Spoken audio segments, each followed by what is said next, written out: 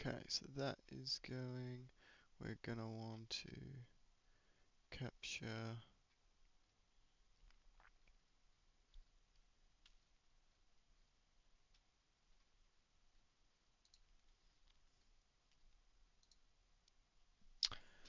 this.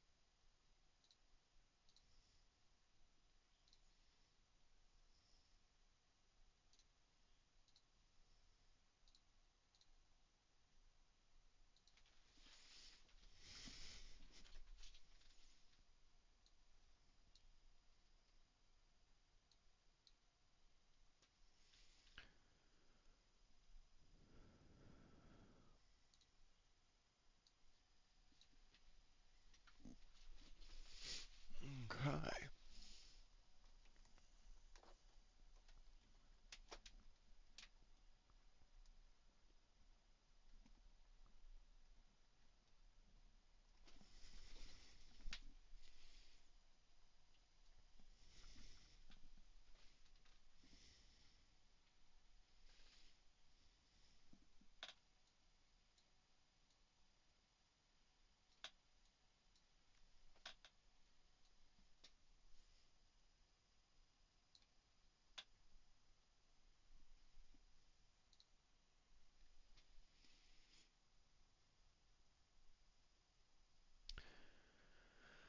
All right, so I think we are about good to jump on in.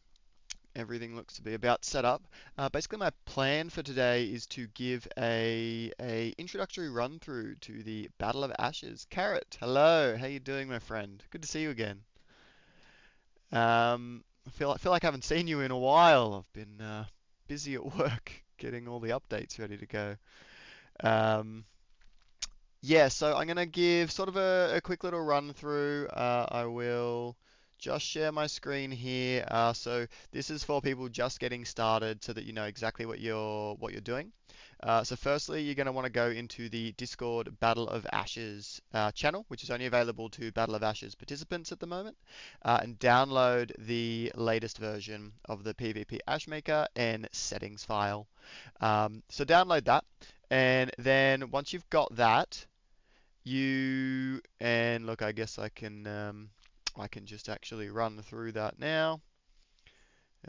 So we'll download this and we can just go into my modding folder. Okay, so we will grab that.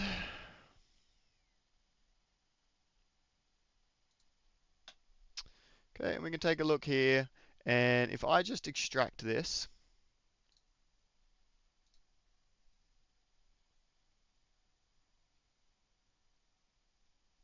we can see we've got two things in here. So we've got an LOA settings folder, and we have the PvP Ashmaker files, which is what we're going to be using for the runs. So the first thing that you want to do is for the LOA settings folder, just make sure that that is in the correct spot. People mess this up semi-regularly. Um, it's got to be in your game directory folder. So see how we've got Elden Ring.exe here. This is the folder where that is located. That's where it has to be. So you'll see I have this LOA settings folder already here. That's what this is. You can just copy this into this folder. You might not have it, so it's just going to go in there. If you do, just overwrite what you've got in there, just so that you know. The settings that we are playing with, in case anything goes weird, is spirit damage is 0.75, spirit poise damage 0.35, and spirit absorption at 0.75. So just make sure those are those values. Um, as for the custom summons, they're not allowed in the PvP, so they're all just set to a basic thing. So no custom summons. I'll be doing a run or two today as well. Nice. Going to try out the new version. Awesome. I'm going to be making a very slight tweak or optional download that's going to make Regal Ancestor Spirit a viable evolved summon as well in these runs. It's not going to change literally anything else at all, but just make that an option for people. So I'm probably going to release that just after the stream today. Okay, so that's probably going to be the last update, the last like change that's going to happen before the actual tournament. By the way, I'm not just going to keep making changes, but I just wanted that for a bit of team variety, a few different options. Okay, so then the next thing that you want to do is we're going to have all these files, and you may or may not have a seamless co-op install setup. There is a video on setting all that up, so just follow that. And then what you're going to want to do is basically all these files that are in here, you're just going to want to put them in wherever your seamless setup is. So I've just set up this little PvP, and all my files go in here.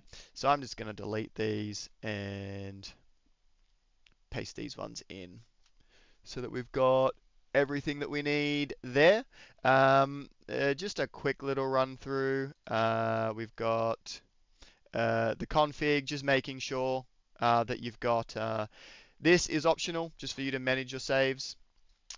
This is essential. You need to make sure you've got your LOA settings file being read.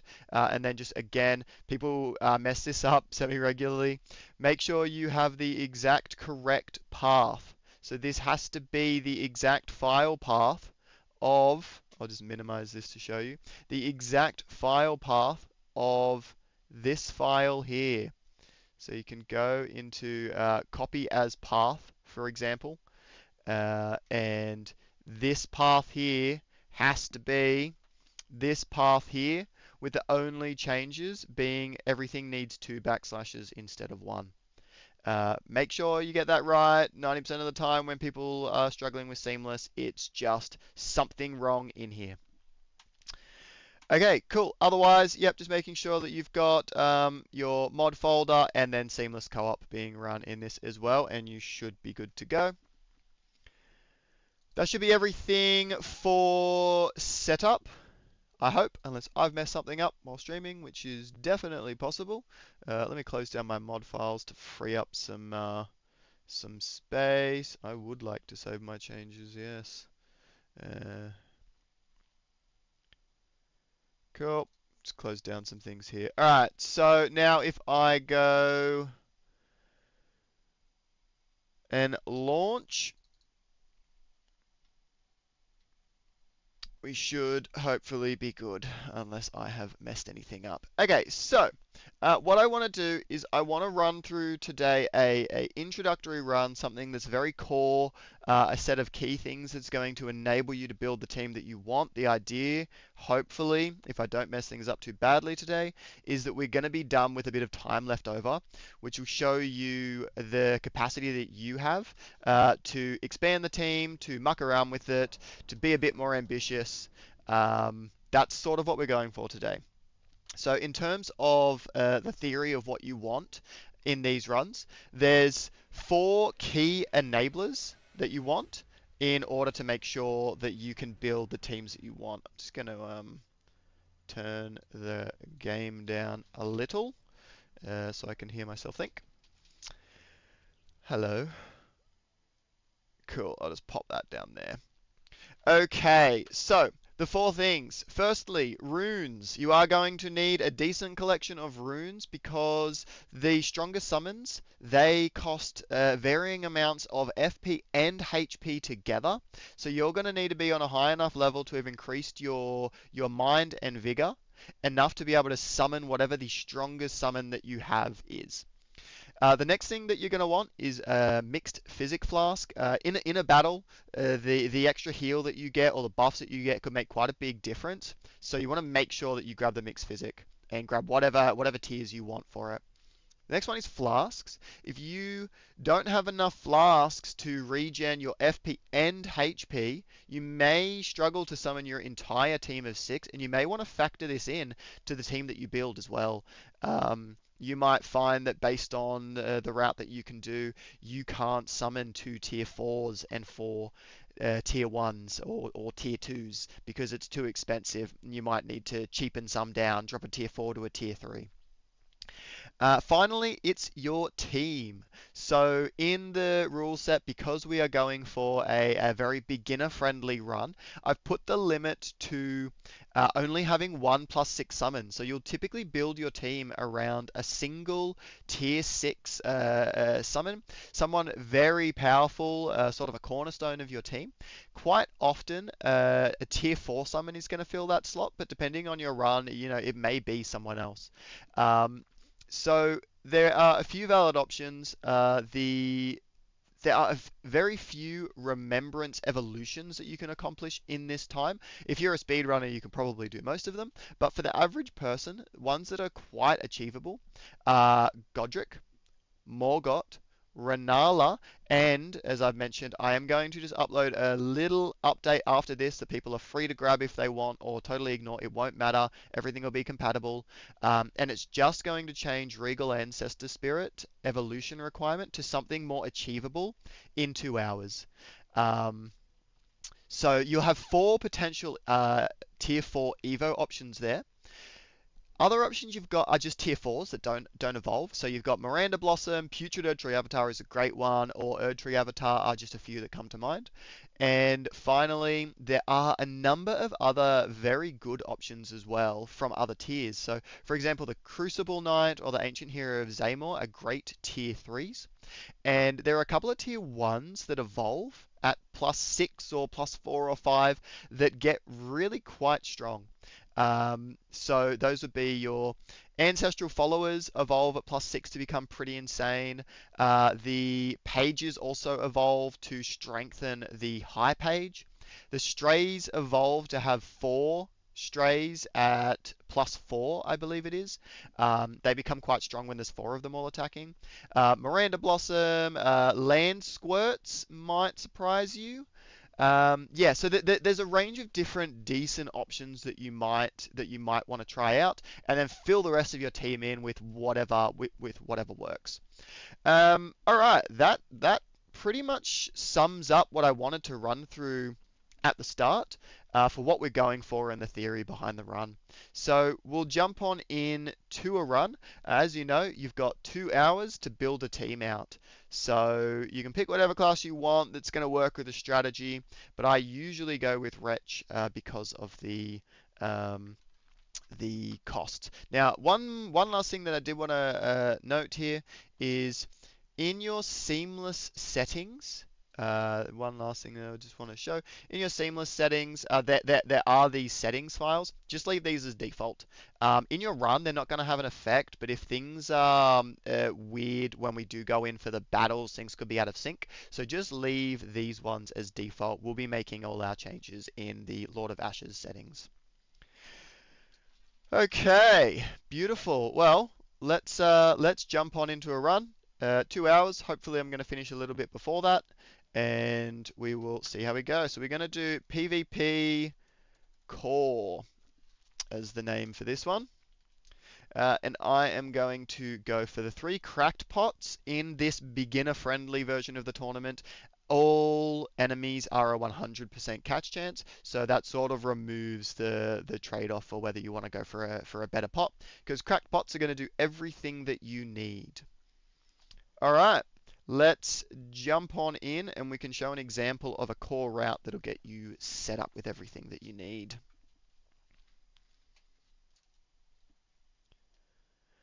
One other change that I have implemented, which may change what you want to start with, is you can now summon from the very beginning of the game.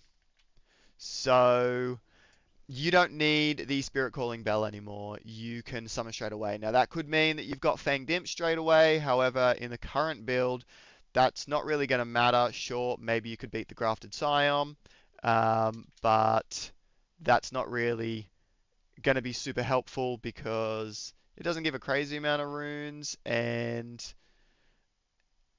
it won't be catchable because you won't have chosen pots. So there's sort of no point in a future update. I'm probably going to try and implement something where you would have a chance to catch and do different things. But right now it's a pick between either you want summon straight away or you want the ability to catch. All right, so let's dash on through. To start, the route's going to focus on. We'll pop that one there, so we got them. Just going and getting the mixed physic flask, basically. Grabbing a few runes along the way. But yeah, that's basically what we're going to be starting with.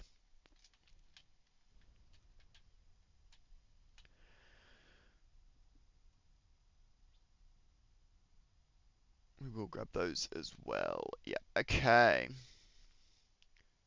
So this start bit's always going to be relatively similar. And I'm going to want to throw on my cracked pots as well, actually.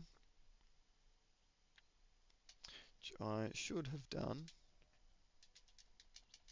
Alright, cool. So now I'm geared up and ready to do a little bit of catching. And basically what I'm going for here is building a team around the core sort of essential points that we need. So there's not going to be too much specific running out of our way to get any summons. So just keeping it really core as like a bare minimum that you could put together if you haven't got a lot of time to do a bunch of runs and do a bunch of refinement. So we'll sell that and that. Purchase the crafting kit and the torch. Cool. All right. Let's go get ourselves a horsey.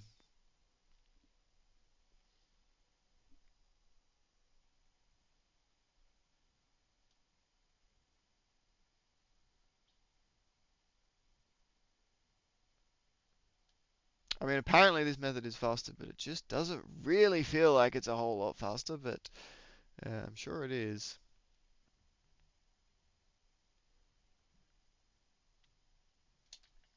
So don't mind just grabbing a couple of root resin to support me throughout the run as well.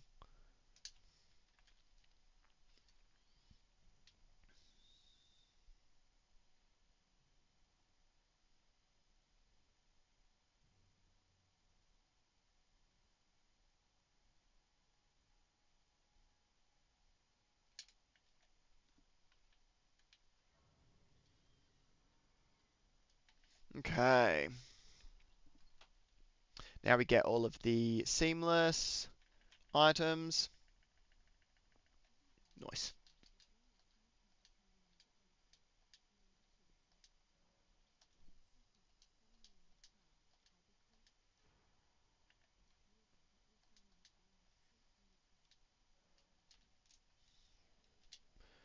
Okay. All right. So we can head on.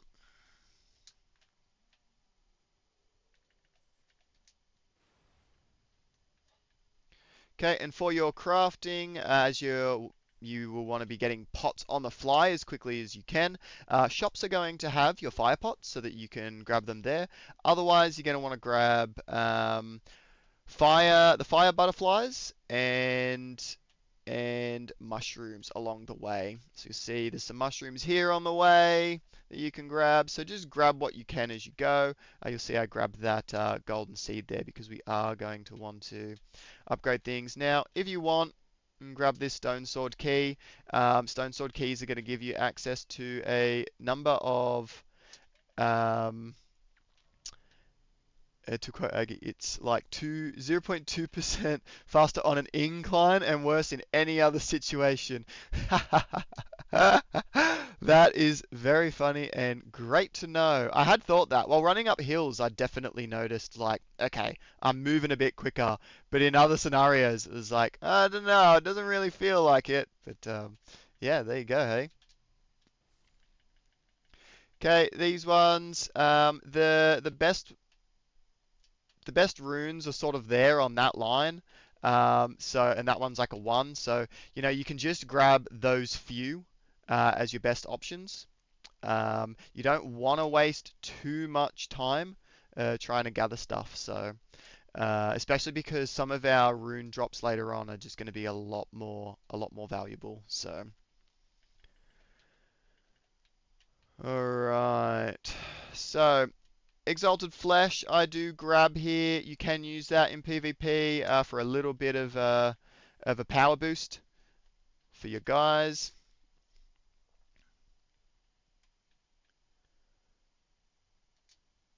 Okay. Not going to bother with the second one for now. It just takes a little bit too long.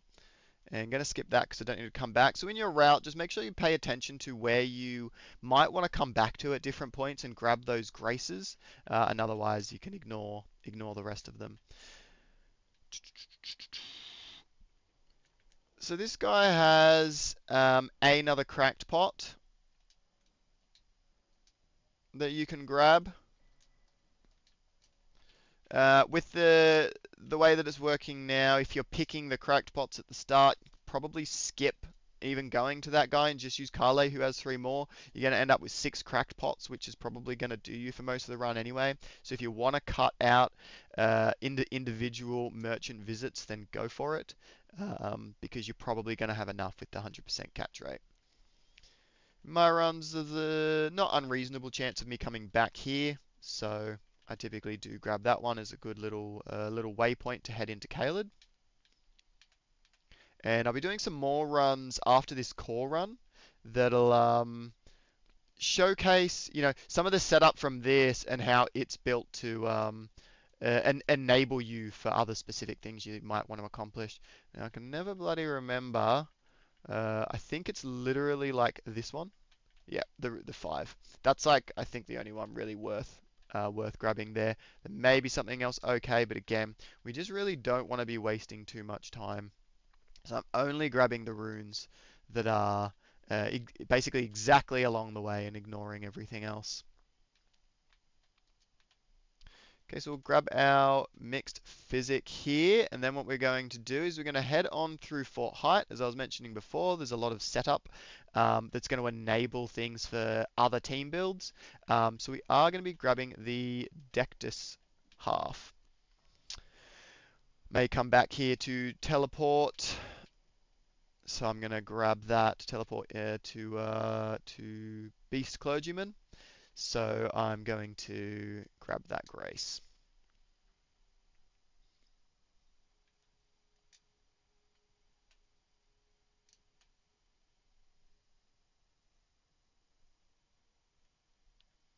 The other valuable thing that it gives us is an extra golden seed, because as mentioned, flasks are one of those key things that you're going to want to get. Now, depending on your route and what you're looking for, you may or may not want to grab the tiers up here. May or may not be useful for you at all, but it's relatively on the route to Fort Height, so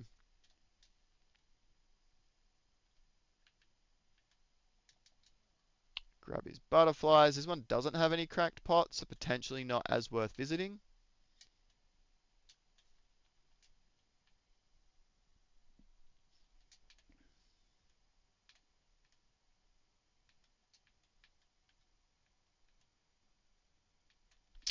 That's not where I wanted to go. I used to always run to that one, so it was just a bit of habit, but eventually I got to the point where I just went, I never ever die here, so screw it, I'm not going to go there. But I wasted the time anyway, so I should have. Now I'm going to die, and yeah, that'll be what I get, I suppose. Okay, so what we want to do here is go and grab the Dectus half. Keep an eye on these guys in case they're throwing an ill-timed fire pot into one of those barrels because it will kill you dead. Okay, and I like to keep an eye on down here to see if I'm being followed by anyone. Right now, yep, we got old mate commoner coming up, so I just know that got to be quick with what I'm doing, but it's relatively simple. Go here, grab this, then I am literally just going to quit out to get rid of him. If no one follows you, you can be out of combat there, and then you can just immediately warp elsewhere. But when you quit out, the in-game timer stops running, so you're not really losing anything doing that. Okay, so we've got the Dector's half. Next thing we're going to do is head into Weeping, because Weeping is going to give us quite a few things that we want. Okay, so the first thing that we want is going to be the flail, because the flail is going to be incredibly valuable in just a little bit. So we're going to head down here and grab that, and I might even catch one of these guys while I'm at it. Let's go around here. This is quite time consuming. Okay, throw pot. Thank you very much. Very time consuming. So what I usually do, and I just forgot to this time because streaming, half brain, all that jazz, is I will grab one of the Godric soldiers straight out when I'm running away from Carle. So I'll typically just grab one of them on the run. And that way I've got a Godric soldier to summon right there. I summon them to distract him while I just go and grab the flail. But that was a little bit inefficient. So there's a bit of a time save that you can do over me. Now, old mate bot can be useful. It is 10 mushrooms, but he does talk for a little while, so it's a bit of a time cost. But yeah, 10 mushrooms straight from him can definitely be helpful. Just watch that guy, because he can be a bit of a jerk. Okay, and we're going to head on into Weeping to grab the first member of the team. So the Godric soldiers are just, they might help you save a little bit of time, specifically grabbing the flail, and just having somebody to summon when catching like the pages and things like that. So I'll just do a little bit of setup here. Pop that there. Beautiful. Yeah, but the first one that's actually going to be a part of this team that I'm building is going to be the Strays, who I will catch on my way down into Weeping.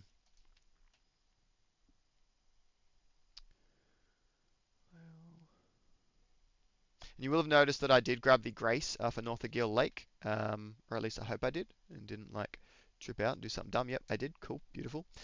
So the reason I do that is because we are going to be going back and getting patches because we want his gold pickle foulfoots. Now this can just be a little bit sus because of that explosion. So I typically just hold back just a little bit away from that barricade in order to not be murdered. So I'm not going to grab that in this run. There are other runs where I will grab that for other routes, but right now I'm not going to bother. But yeah, we'll run through maybe like 3 or 4 routes over the next 2 weeks, so that you've got quite a few ideas on what you can do. Beautiful. We grab them strays. Some routes might use the Morning Star as well, so I'll just grab that too as a reminder that that is there.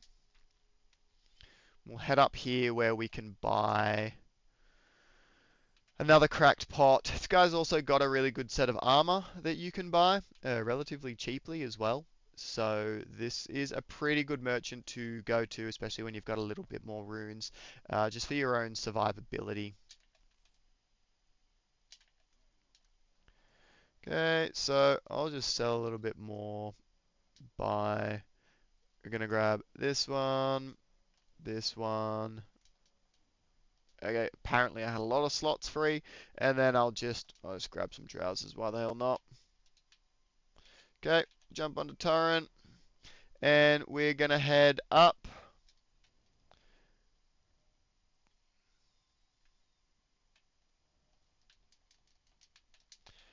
And we're going to go to our first catacombs. So catacombs are obviously essential for you to level up your team. What I've done in this route is I have tried to basically set it up so that you can visit the least number of catacombs and get the most upgrades. So in this route, we only visit 3 catacombs and 1 hero's grave, and that actually gives you enough upgrade materials to get an entire team of 6 to +6. Obviously, the limitation that is beginner run is only 1 +6, because otherwise we'll run into optimization issues with people, advanced players who've got heaps of time figuring out how to I'm just going to sit here as well because I'm a little bit low. Figuring out how to get multiple leveled up, remembrance bosses. And yeah, we just want to keep it really beginner. But you would have enough glove warts to upgrade an entire team to +6. And that team would be consisting of 2 tier 3s or 4s and 4 tier 1s or 2s. Okay, so these guys can just be a little bit of a jerk, as I'm sure you know. Like that. Go, buddy. Take the aggro. Thanks, fellas. Alright, so in this one, you're going to want to run all the way through, so just drop that. Okay, I'm just going to collect all of them as we go, because you'll see here, we're going to get a Ghost Glovewort 2 for our troubles, along with Grave Glovewort 1s and 2s.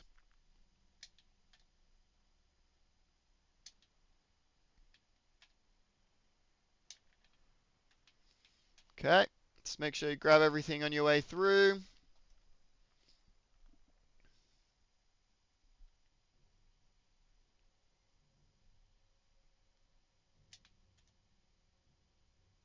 And then we're just going to grab this one here.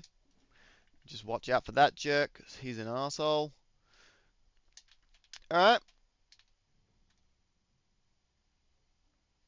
That is all we need from these catacombs. Okay, so we're going to head back now. We've grabbed some upgrade materials. The next thing that we're going to want to do is grab some flask upgrades. So we're going to head back here. And we're going to do a little bit of a run because we can get 3 sacred tears just in weeping here, which is pretty great. So the run here is just up here into the Ailing village to start.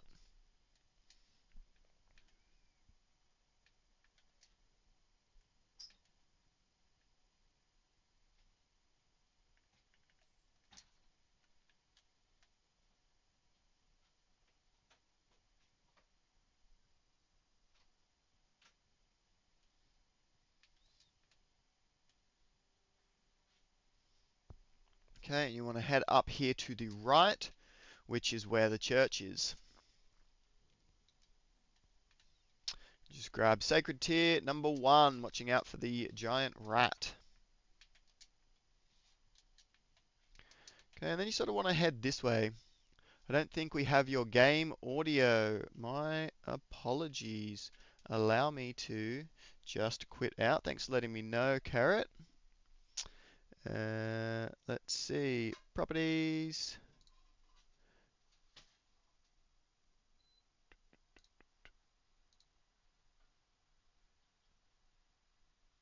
Alright, has that worked? No, it has not. Why is it not finding the executable?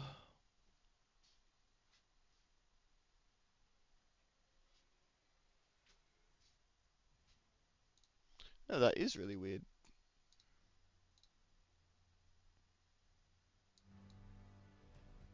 Okay, it might have just been set to too quiet. Alright, how's that? Have you got the game audio now? I've had to play with audio because apparently my voice was way too quiet before, and yeah, so I've done a little bit of playing. Obviously, I must have tuned it too quiet, so let me know if you can hear that.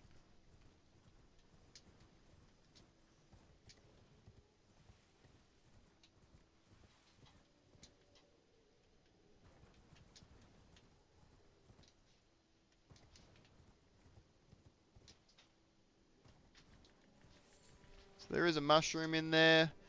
Did score ×3 mushrooms there, which is pretty great.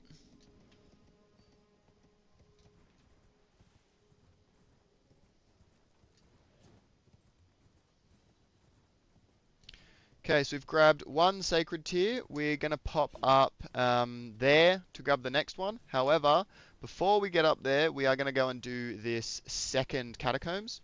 We are only looking for one thing from this catacombs, and it is the ghost glove warp. We can grab the other ones on the way, but specifically, we're just looking for the ghost glove warp.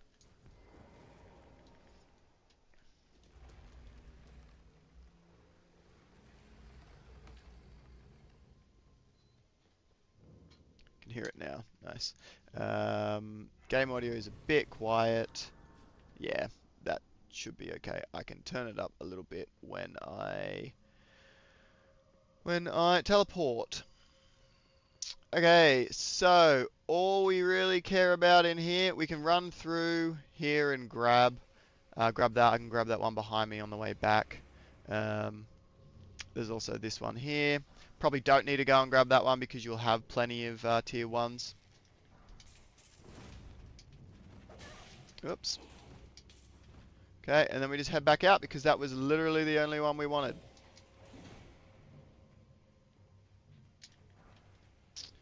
Okay. So that's what. So now we have got 2 ghost 1s, 2 ghost 2s.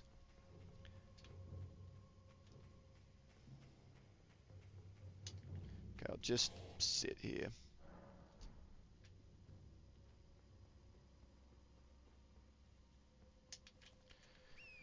Okay. And we're going to head up to this church now.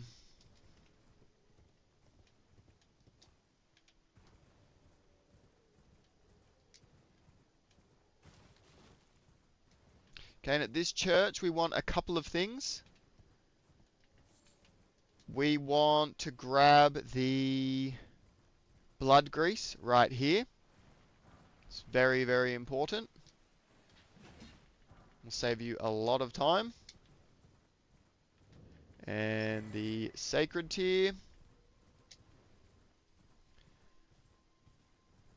Okay, so that's 2 sacred tiers we've gotten there. So that's our 3rd total. And now we're just going to head down to this church as well. It's going to bring us to +4 flasks in a relatively quick amount of time.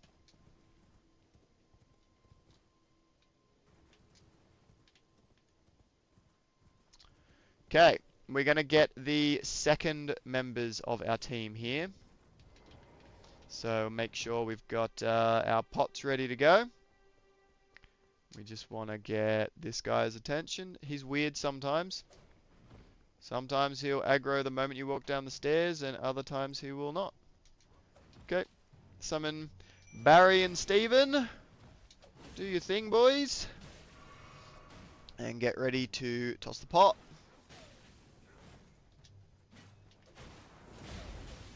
That should be good.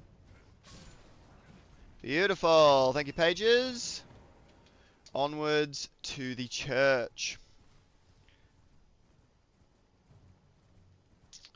And note the Weeping Everjail here, where you could grab yourself a Ancient Hero of Zaymor if you can beat it.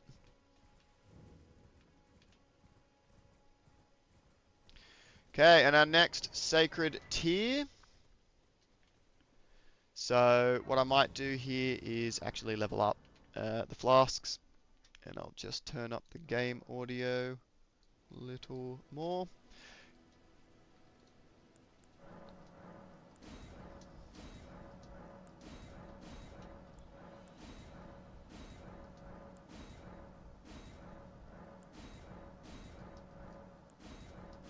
Cool, there we go. So now we got some decent flasks. We'll just make sure we got a nice little bit of a split here. Okay, so now I have got pages, I have got strays. The next one that I'm going to grab, so these are just, it's a little team made up of the easy to find guys that I have been surprised by while playing. So the next one that I'm going to grab is the marionettes, because I do like the marionettes.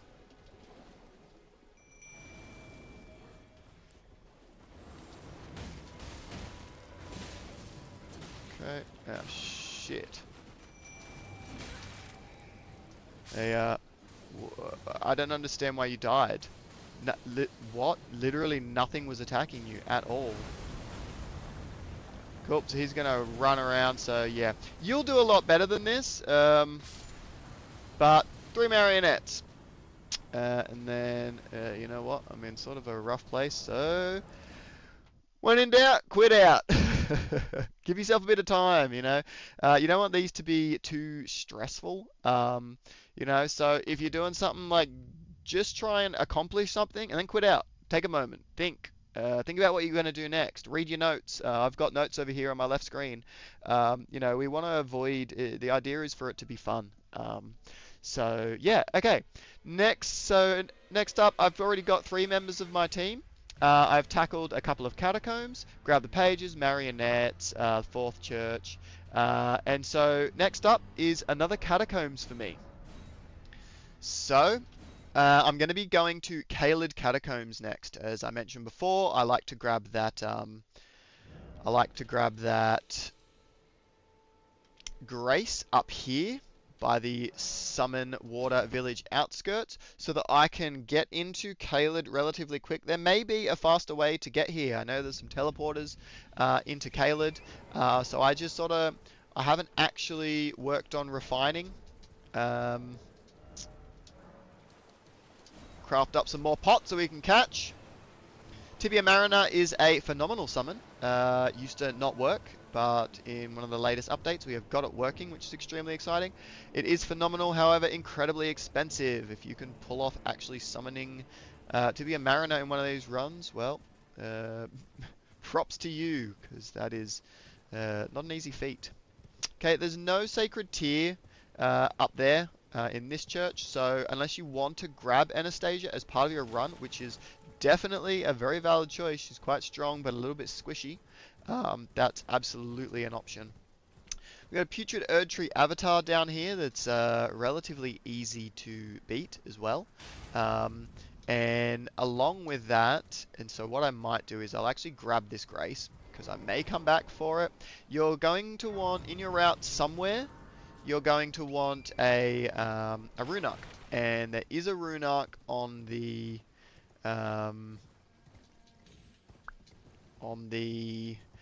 routes that head over that cliff there. Now, I can't remember which one of these is actually the good one. Okay, the 2 on the left, if you're just wanting to maximize your time. This shows you, like, nothing that I'm doing is incredibly optimized or efficient, right? Like, none of it's speed runner capacity, and it's still very doable to get a decent team within the time, right? So you'll probably find after you've like just done a couple of runs that it's not as brutal as you initially would have thought it would be.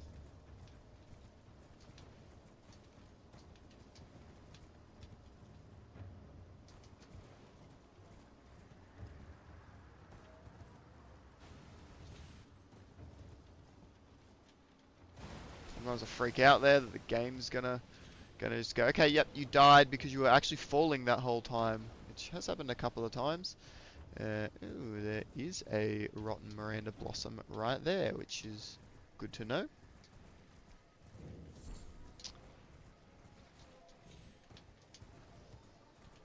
Okay, so I am heading through to the Dragon Communion church up here. Actually, is this one the church or is it like the cathedral? I think it might be the cathedral. But yeah, heading here to go to the 3rd catacombs that we want to use, which is Caelid Catacombs. The reason that we go for Caelid Catacombs is because they have 3 Grave Glovewort 3s and 4s, along with Ghost Gloveworts 3s and 4s. So we're able to get a lot of really valuable stuff from that one catacombs. And we've got here a little shortcut route that I'll show you to get down there. The old route that I did ran all the way around, but there's actually quite a quick way to get down. So you just go, can't remember, over here. So you don't go out that exit that I just did. You go over this way. Okay, and you find this. Drop down there. Come over to here. Now, you can mess this up. Think I messed it up? I messed it up. Whoopsies. Anyway, if you don't suck like me, you do that really, really easily. I think I just was like, oh, you're streaming, make sure you do it right. And then I like started it differently to how I always have. I'm usually sprinting in there. Then I just jump off. Well, no, run off. And then jump onto the brute. And then keep going down. But yeah, anyway, that's what happens when you're streaming. Fortunately, you have all the time in the world to do your runs, so you won't have that pressure. That was weird. He just crashed into the cliff. Cool. Okay, onto this one. Over to here, down here. Onto that one, and into here, and then the crow doesn't even aggro, which is nice.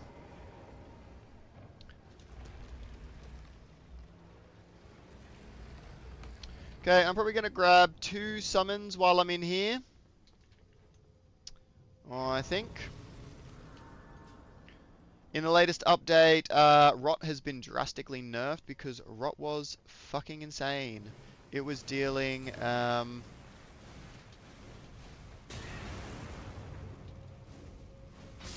that's odd that actually didn't deal enough damage, but anyway. It was dealing 84% of, like, Radahn's health, for example. It was just insane, so Rot for the little guys has been nerfed down to what you could typically do. I'm gonna run around over here, and then I can go around and get behind him. Actually, killing this guy's gonna take a really long time, isn't it?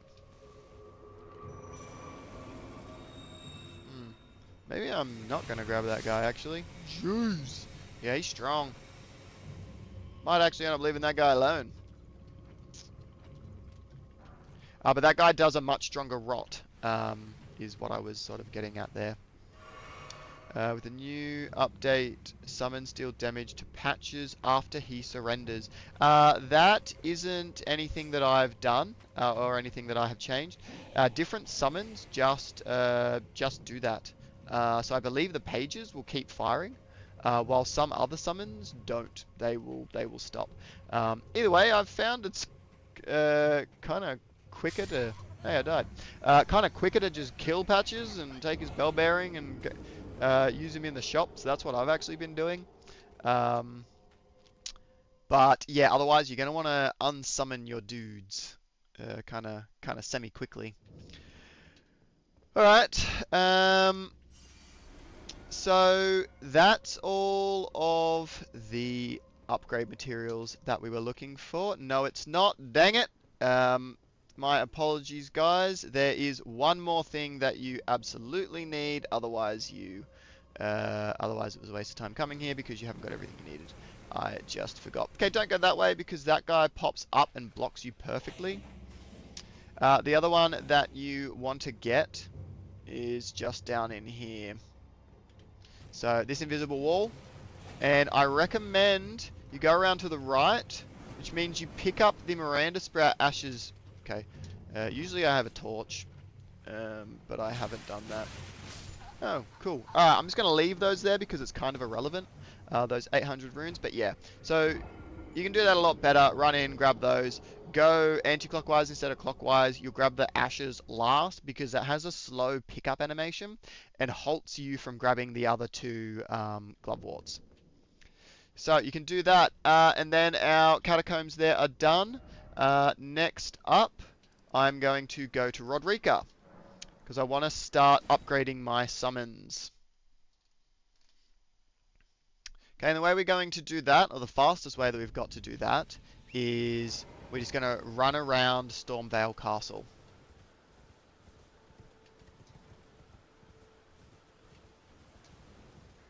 The other option to get it semi-quickly is to if like Margits are part of your route, then you're not really going out of your route direction at all, unless you want upgraded summons before you fight Margit, which personally I would recommend because it makes it go a lot faster. There's a pro speedrunner strat where you just jump across there, and I've tried it about 20 times and failed every time. So I don't bother with that anymore. I'm going to try and practice it in my own time to get better. But right now it's just showing you that a total scrub can build up a pretty decent team in this rule set within the time limit, pretty easily.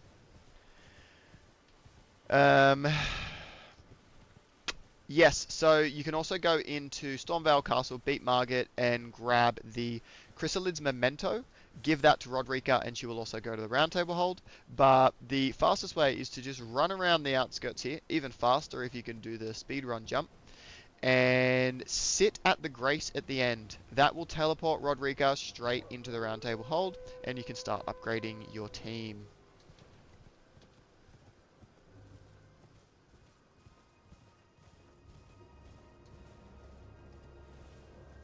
Yeah, super fair carrot, yeah.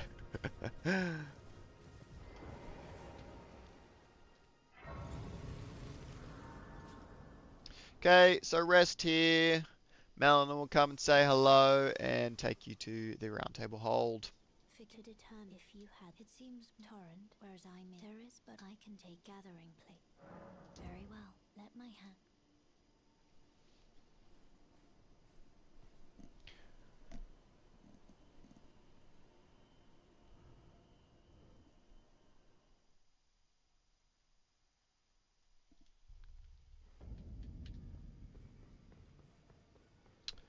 Okay, so to get Rodrika ready, you just go and talk to Hugh about Rodrika. Cool, go talk to Rodrika and let her know that her calling has been found. A pleasure to me. My name isn't this the round table. I never knew, although I'm still looking. You're telling I don't believe. If I do, I suppose I'll ask. Certainly, I know I can tell. Right, and then go back and tell Hughie boy that she wants training. He's a stubborn bastard, so you got to tell him twice. And then just rest or teleport out, come back, whatever works for you. So I typically, what I have been doing is actually teleporting back out here.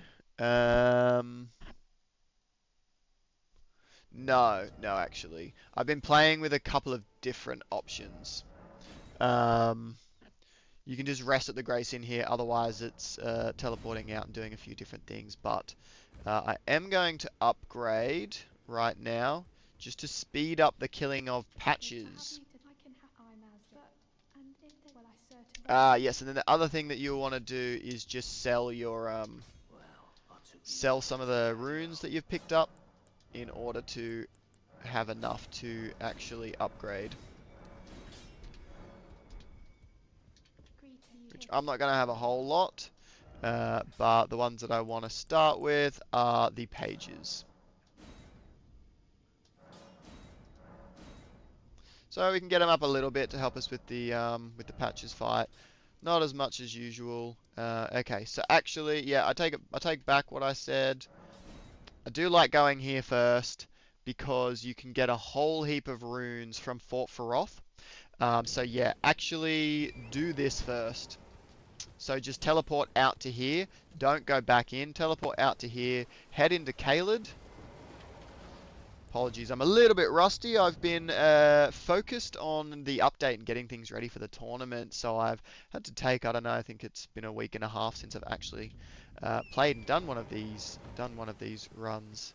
But this video is going to include all the essential points, and anything I miss up I'll typically remember and tell you so that you can refine it in your own run.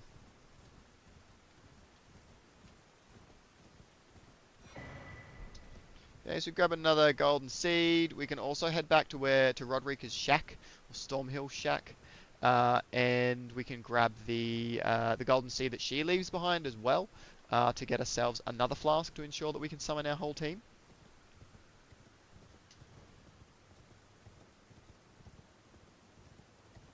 Yep, he's actually going to aggro onto me, which, depending on your timing and how you do stuff, that may or may not happen, but is typically not a huge deal.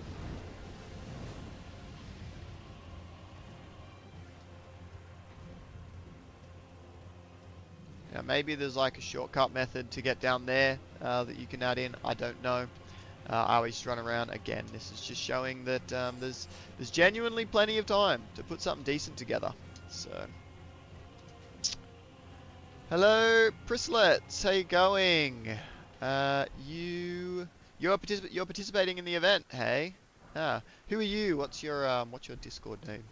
If you don't mind sharing, so that I know which one you are.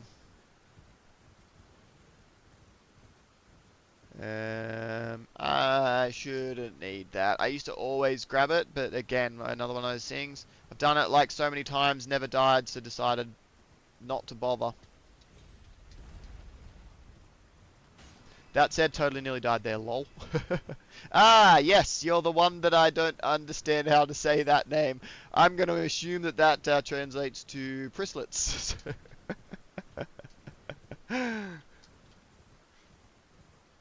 But good to see you. Alright, and then run around here.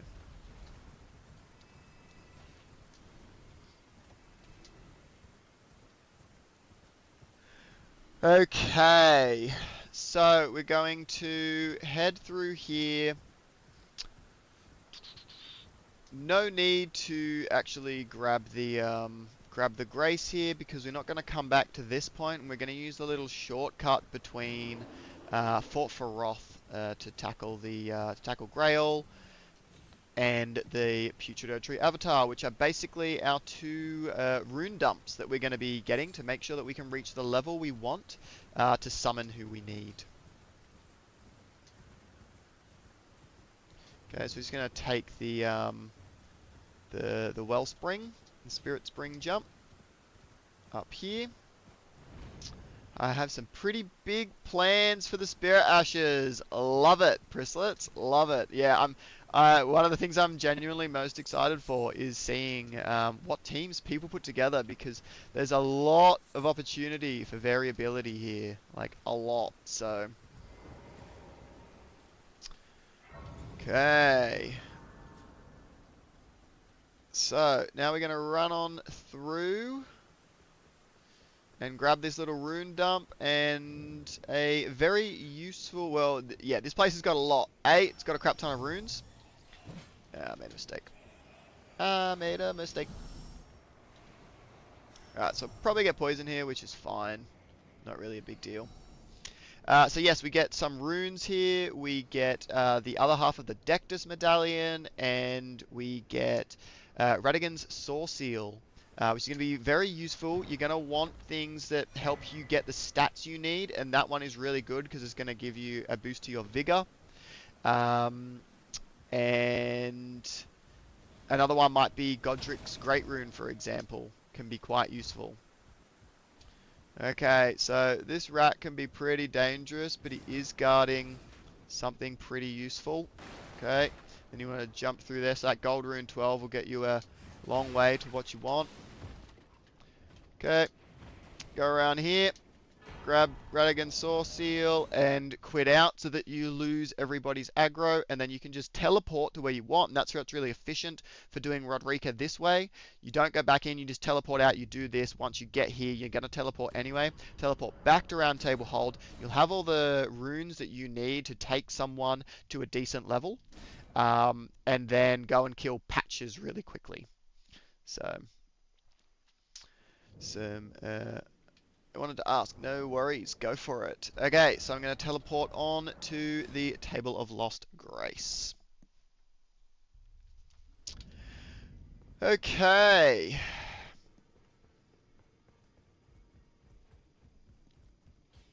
I'll sell that here, because why not? Sell. See, we get 7,500. Like, look at all that you get, right? Completely forgot about upgrading. Yeah, look, you'd have a team filled with tier 4s, but on level 1 they'll get beaten by a set of tier 1s on level 6. So, Yep, you're definitely going to want to factor that into your route. Okay, so I'm going to take those. These guys are going to be in my team, basically. I know that, so I can actually just upgrade a few more of my guys. These guys. Okay, but then what I want to do is I need to make sure I'm going to get 200 HP and 160 FP. Because if I don't, I actually can't summon those guys. So that's really important for who you're grabbing and when. So, mind. You'll see there, I am in a bit of trouble because I started upgrading other guys. I'm not actually going to get to enough runes, and that's. But actually, so inventory. Anyway, I should be able to take patches. It should be fine. But yeah, just watch that if you're trying to like maximize the speed at which you could kill patches, for example. Take note of what summons you've got at what level and what they cost, because certain evolutions and changes is going to make that a lot harder. Did I?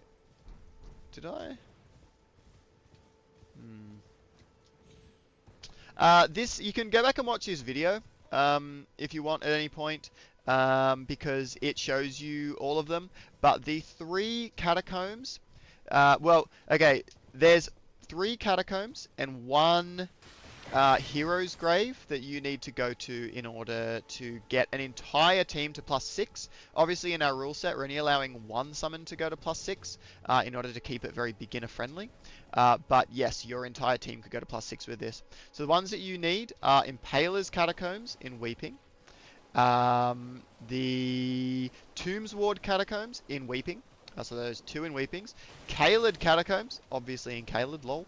And then the other one that I use is Oriza Hero's Tomb, I believe. Oriza Hero's Tomb. That one will get you, with all of those, you can get a whole team up to +6s. With 2 of them, I need to get my bloody torch on because I'm sick of the dark. Alright, thank you. Yeah, you can have 2 tier 3s or 4s and 4 tier 1s or 2s, all at +6, just by going to those 3 catacombs and 1 hero's grave. Oriza Hero's Grave might be what it's called. But yeah. Otherwise, for like +5s, okay, I need to focus. Oh yeah, I can summon these guys, sorry. I'm all good. Okay.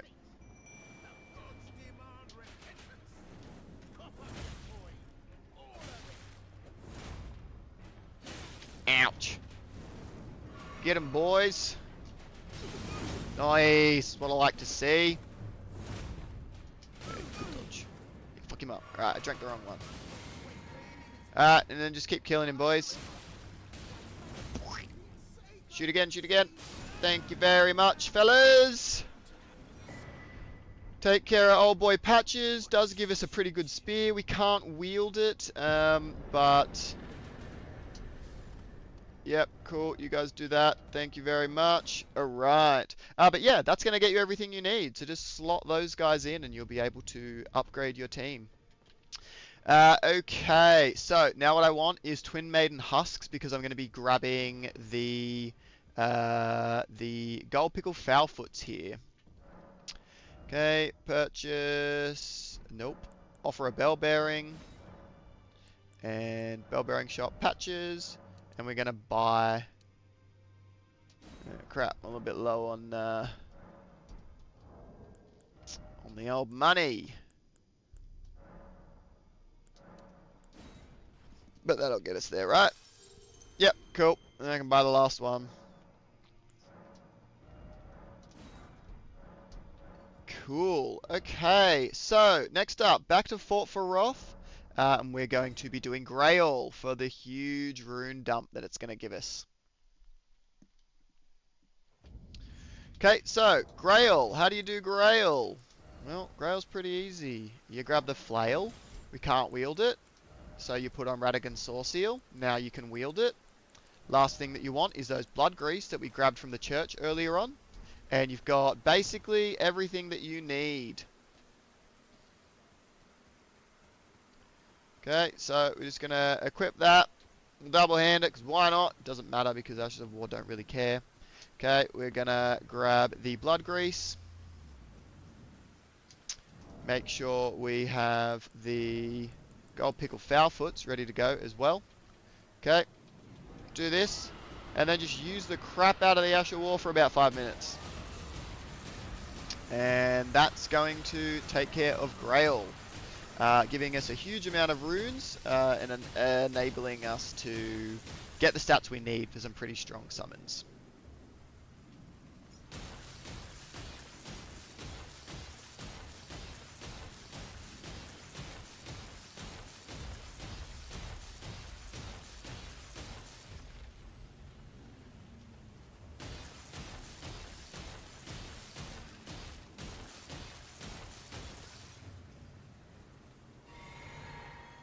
Now, I haven't actually tested yet if there's a speed difference between when you have FP to use it and when you don't.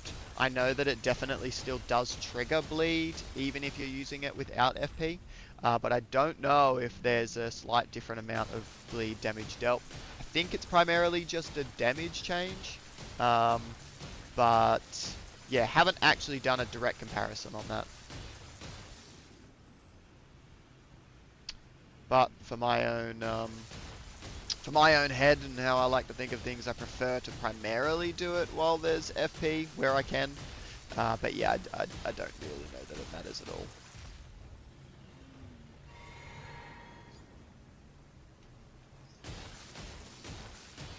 I know other people attack the tail. That will work just as well. For some reason, I always just come down here. I don't know why, it's just where I did it the first time, and it's where I've done it ever since. I've never been attacked to date here.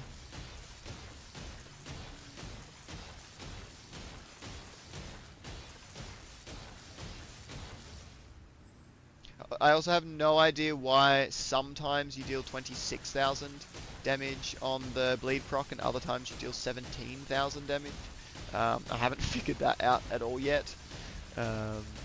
But I'm sure there's something going on.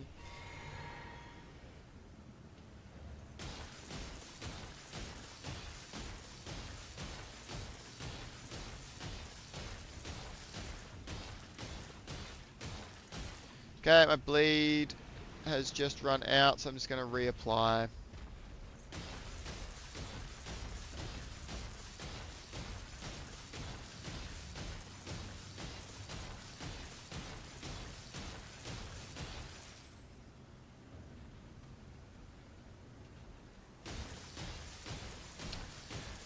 Right, nearly there. Looks like we haven't gotten the lucky combo. There's a combo that you can get sometimes where that one will kill them. We haven't gotten that lucky this time, so it looks like we're just going to need one more rot proc in order to get there. Bleed proc. Okay. Eat the gold pickle foul foot and grab all of the runes. Okay, so that is rune dump number 1. Beautiful. Okay, and what we're going to do... What am I doing? Go to Fort Froth. What I'm going to do is do a bit of leveling up. And then we're going to go do rune dump number 2. Now, Vigor, I typically go to 13 and dump everything else into Mind here to get to 13 and 33. It's typically what I go for, which makes sure that I can summon real strong guys. Okay, so in this one, I'm going to go and take on the Putrid Erdtree Avatar next. So we've got our pages. They're honestly going to do most of the work. The rest of the work can be done by my trusty torch. Why the heck not? Okay, and we go and find where the Spirit Spring is, which is just down here. I got 9,000 runes. Yeah, it's probably fine. Okay, so that was Grail. Next up, we have got how to beat this jerk. if you level your pages up, one more level, they will go fucking insane. Crap. You want to keep his aggro, that's sort of what you're going to be going for. Okay, and what you want to do it again. Damn.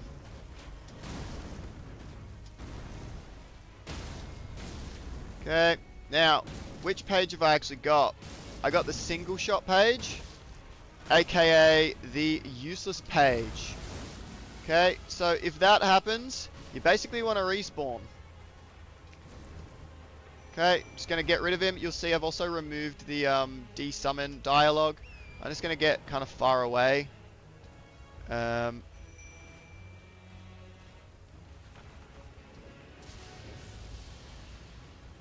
Okay, cool. Need to be careful there. Okay, try and get him to do an attack. Alright, beautiful. And then summon. Alright, and then get back in there.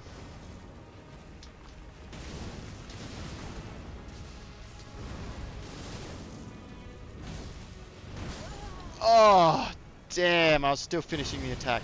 Alright, so that was my bad. This guy's really not too bad to beat. I swear I've gotten better at him since last time. That was just incredibly unlucky. So just go Stake of Marika and go again. That start just didn't work out very well with him killing our better page. But they really can do most of the work. Okay, so we'll set them up. We'll get the torch. Typically the process that I follow is that I do heavy attacks. Okay, and I try and keep his rot away from my boys. And you roll real hard around his back, typically. Okay, and just try and watch his attacks. That one you can jump over. Okay, and I just run towards him and dodge roll around the back, which typically works pretty well. If he's coming this way, I come around this way. And if I get that, I'll do a little heal. Okay, so just trying to keep his rot bursts away from my guys so that they remain safe, because we do not want them to be attacked. Okay. Ooh, nice cancel, boys. Okay, so when that happens, I get on my horse every time, and you just sort of expect that you'll lose your guys here. Okay. We've got the single again, unfortunately, which is just unlucky, because he sucks. Cool, but we'll use that to de-summon him, get on our horsey, and because we're using Seamless for this, there's just that little bit of a delay before we can resummon in this mod. Okay. So I'll just watch what's going on here. Okay, summon our boys again. Use the invincibility there. Okay, take his aggression. Let the boys pummel him.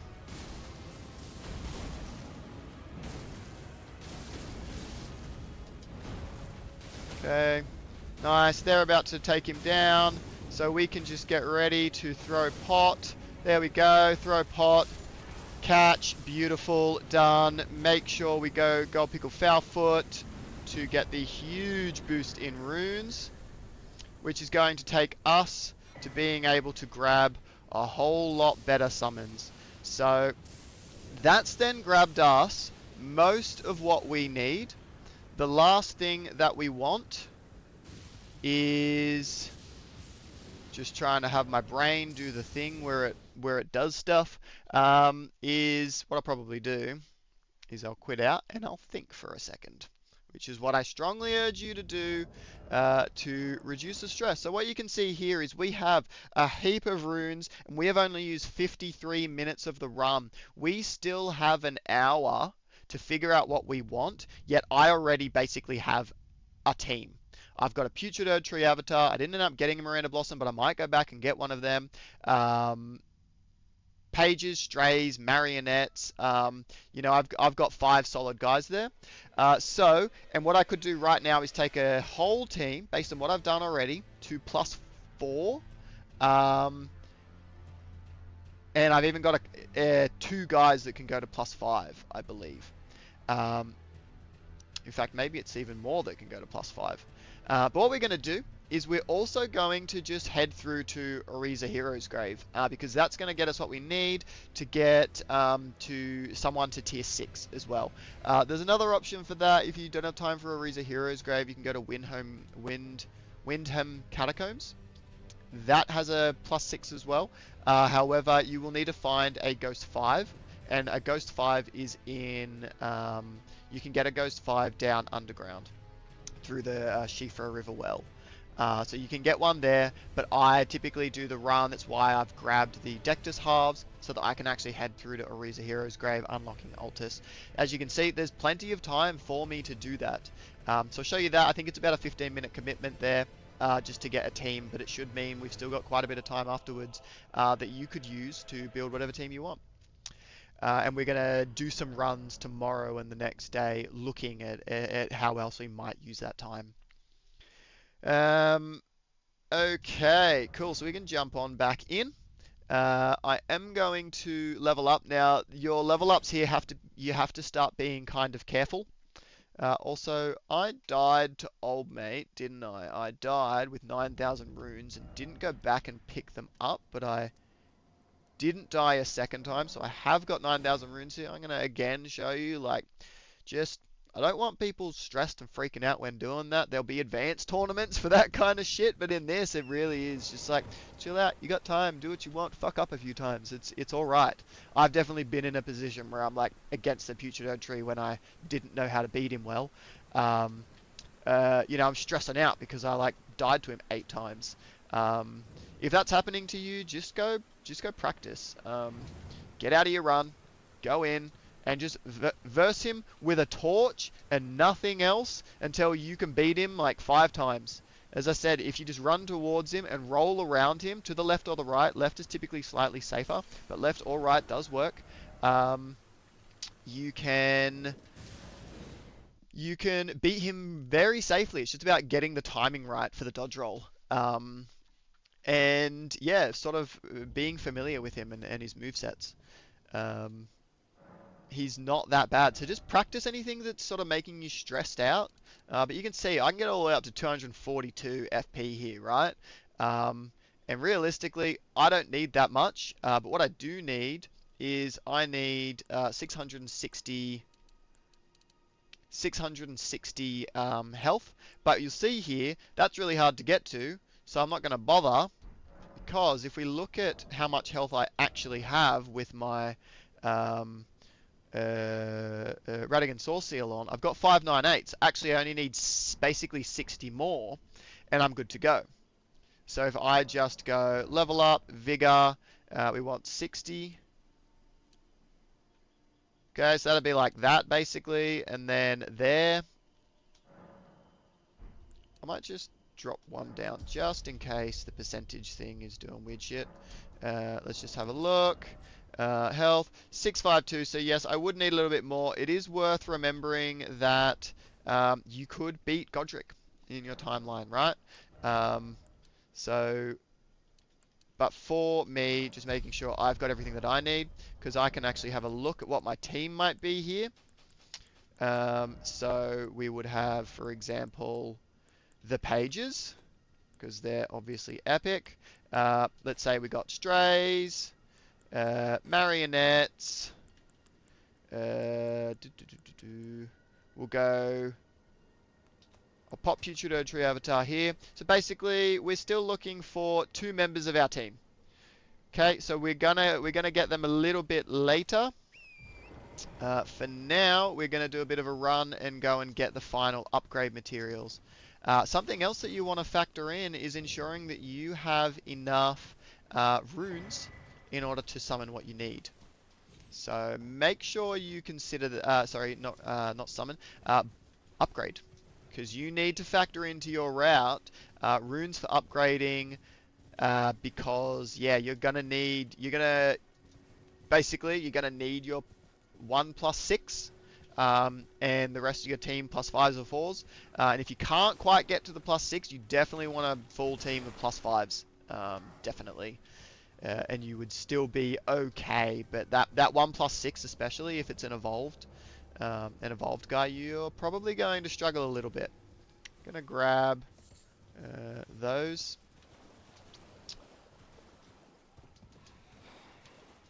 Another guy that is sort of, yeah, directly on the pathway is the, it's always dangerous to get. Don't recommend getting it. Recommend skipping it. But yeah, you could grab yourself a little Royal Revenant if you wanted. There's one right here, and I mean, we can just have a little look. It also does give something that can be kind of useful. Okay, let's just see how pages would go against him. See the kind of time commitment we'd be willing to give here. And that damage looked pretty good.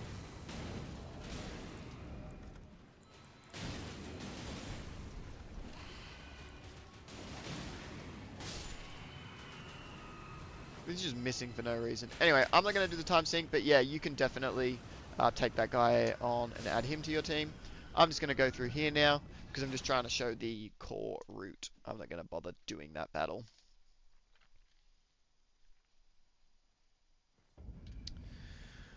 Okay, we'll head up here, grab the Grace.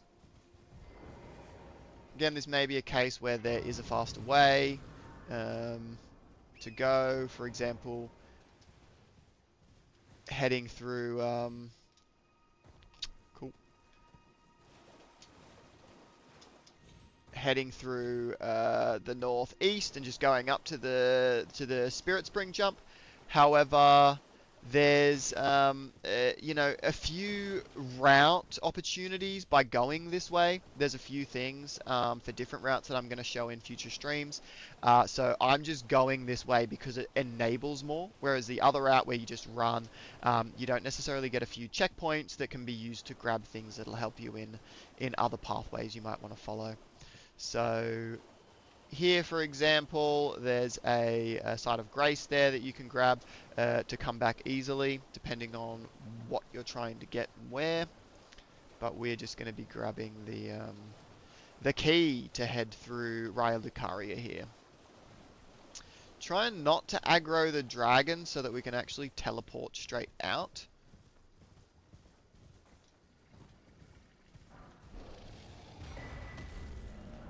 Okay, and we do that and just go there with what we need, and then we can teleport straight through, so it's not too big of a time sink. Okay, and yeah, I just want to show you like the amount of time that this takes so that you know what you need to factor in for getting your team. Because it's definitely a bit of a time commitment to go here, but it's nothing ridiculous.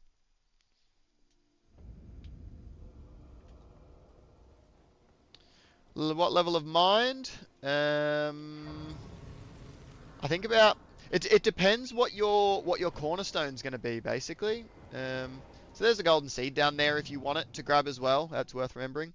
It depends what your cornerstone summon's going to be. So your +6 if it's like a big tier 4. Godric's very expensive because his HP pool is very big. So I think you need 243 in order to summon him unevolved, and when it is evolved, he's 263.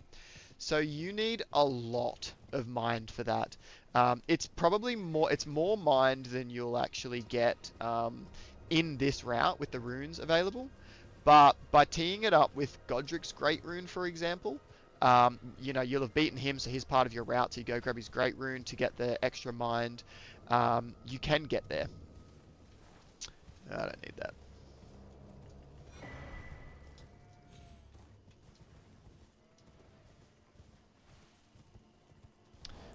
So for example, right now I have 38 mind and I have 221 FP, which for in this one, my cornerstone guy is just a 204.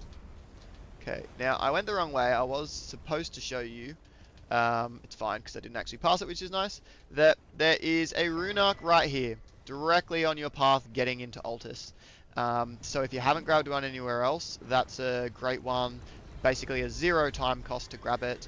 And yeah, if you are using Godric's Great Rune to just get yourself to where you need FP wise, that can be very helpful. Also worth noting that while running through Liurnia, you can head into the cave on the cliffside on the left. I can't remember the name of the cave. Carrot, if you remember, maybe pop it in chat. That cave will give you... I'm just going to grab this for safety in case I want to come back. That cave will give you the FP talisman.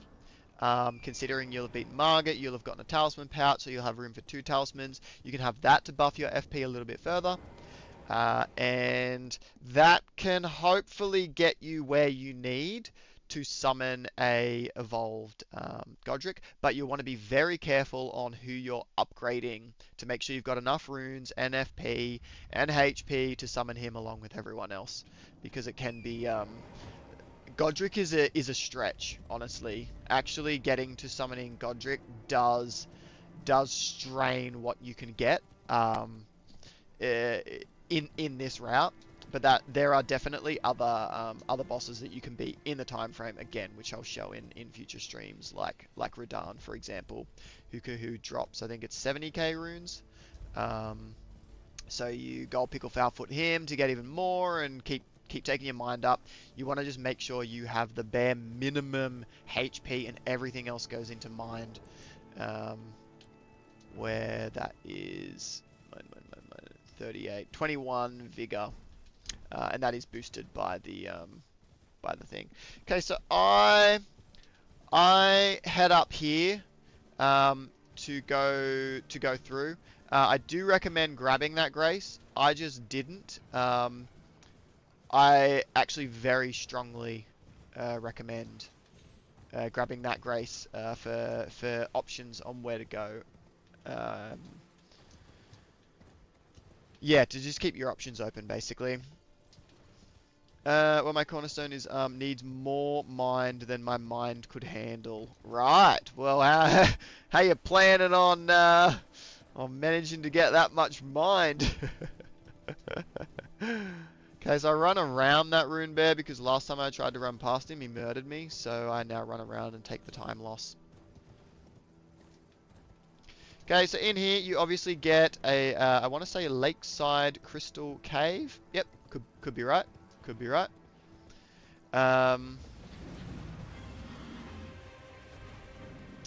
Yeah, you might just want to figure out some more rune dumps in your pathway, or get Marika's Scar Seal maybe. Okay, actually I was saying I recommend getting that last grace. Actually, this grace is probably a little bit more important, as it's for example, as a little bit of a spoiler, that up there has the recipe you need if you want to evolve Morgott. So you'll want to go to that church for evolving Morgott. On the plus side, you get enough time to do a second run while you go down the Shifra elevator. Lol. Right. Yeah, that elevator takes a long ass time. It's actually why I one of the reasons why I prefer going this route. One, it gets you another chance at getting Morgott if you really want him. Takes you to Ariza's Hero Grave, which gets you a Ghost 5, a Ghost 6, and Grave 6s. So in the advanced routing, that's where we can get an entire team to 6 instead. But yes, that's where you can get a second chance at Morgott if you didn't catch him. Obviously in this one, we have 100% catch chance, so anytime you encounter him, you'll be able to catch him unless you miss the chance to throw your pot. But I would grab this to go back and get that Morgott. Morgott is strong, so I would recommend doing Ariza first in order to get the strongest summons you can before trying to take him on to add to your team. because that yeah, he's scaled up pretty decently, so he doesn't die super easy. Now the other one, and I'll just show it again to just show like you really do have enough time to do what you want to build your team. In my route, I'm not necessarily getting. What the hell was going on there? Um, if I run this way, I cannot aggro those two guys to follow me and save a little bit of time going to this merchant. Okay, so this merchant is very helpful. I'll just show you. He sells golden sunflowers, which you need for Moog's evolution, and he sells the Sentry's Torch for Godric's evolution. So if you're looking at those things, that merchant is essential. And there's a couple of options straight off the bat for you to upgrade Godric and Morgott. Now, the other two that I want to make sure are options as well is Regal Ancestor Spirit. I haven't decided what I'm going to add for him, but it's probably going to be something maybe in Raya Lucaria, but maybe like early on, so you wouldn't have to go all the way to Renala. And then the other one is Renala, obviously, where you could focus on trying to get her. And she needs a Crystal Staff. Now, Crystal Staff could suck because I don't remember if there's anywhere you can get Crystal Staff apart from beating enemies that drop it and hoping for the drop. Carrot, I don't know if you know the answer to that, but yeah, she might be rough, but she's technically possible if you can get yourself a Crystal Staff. And if there is a guaranteed drop for a Crystal Staff, then all the better. Otherwise, there's little hacks you can do. The Ash drop system is actually just based on normal drop chance multipliers. So if you kill enemies that drop that staff with pots, they've got a higher chance of dropping their items. So what are we on? We're on 1 hour and 8 minutes. As you can see, I'm not being highly efficient speedrunning Caliber at all. And I'm already up to having a pretty solid team, and grabbing the stuff that you need to get them all leveled up. Now, one thing that I would recommend for here, sorry, I'll just show you the final thing that you need and why we grab that Stone Sword key earlier on, because the other thing that you need for Godric is the weapon that you can find in here. Okay, so the Golden Epitaph. That's what you need for getting... sorry, I think I said Godric. I meant Morgott. Okay, the other thing I recommend for here is getting the Beast Repellent Torch so that you don't have to deal with those guys because they can end up killing you. If you don't go and do that, I just recommend having spent your runes so that you can die and not give a shit. That's sort of what I would recommend for this. Crystal Staff is in the Academy Crystal Cave. Brilliant. So there you go. You've got like a surefire way to get Renala then. So that's Renala sorted. The only other one that I want to do is the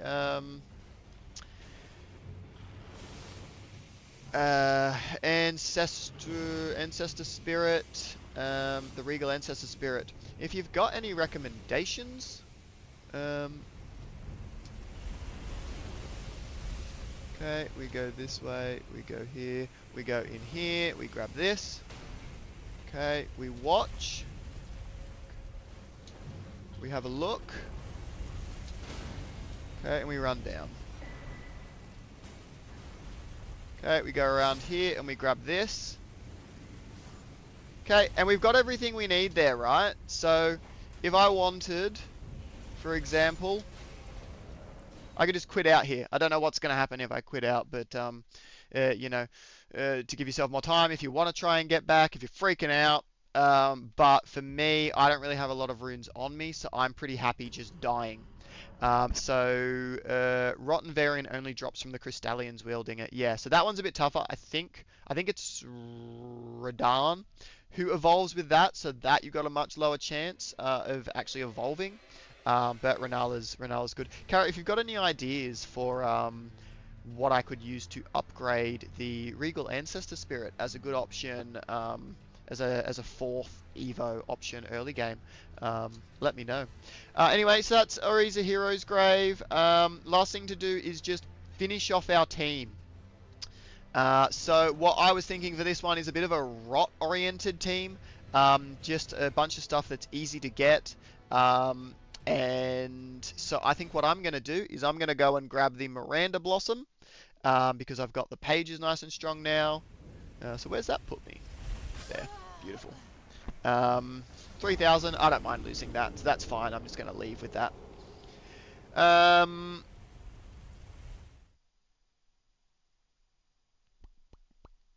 Yes, I'm just going to go grab those two last guys. We should end up with ample time remaining, and that'll show you all the freedom you've got to go get everything that you want and upgrade it all, and have a team ready for battle.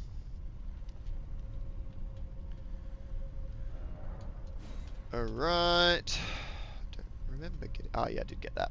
Okay, so it's not going to let me out just yet. So what I'm going to do is I'm going to go back to. I actually don't remember exactly how much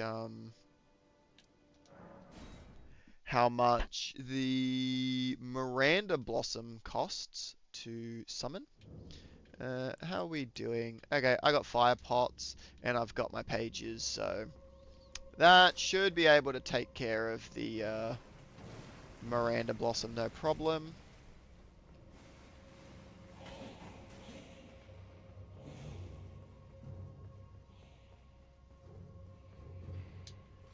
Okay, so what do I want to do here?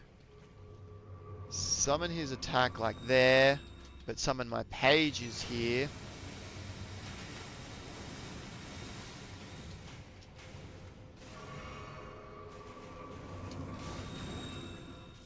Okay, so is that targeted on me? I think so. Now these guys have... This is a little bit rough. They started fighting the wrong guy, so I need to go and help them. Turns out these guys are real strong, actually. Huh. Alright, so maybe I would recommend against this one, actually. Because actually killing it is a little bit rough.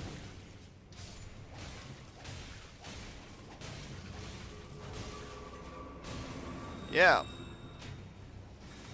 But let's just show that there's, you know, enough time to do a bunch of various things. Oh, I'm actually out of heals. And I haven't done my mixed physic. Oh, I'm gonna die. Okay, so maybe not that guy. Maybe that one is a little bit rough, actually. He's scaled very, very strong. And my pages weren't quite capable. Could have it be the Shining Horn headband, which is guaranteed drop off the Ancestral Shaman next to Nokron. That's not a bad one. I kind of don't mind that. Well done, Carrot, as always. Actually, in my all 500 hours career, I never thought that much about my run.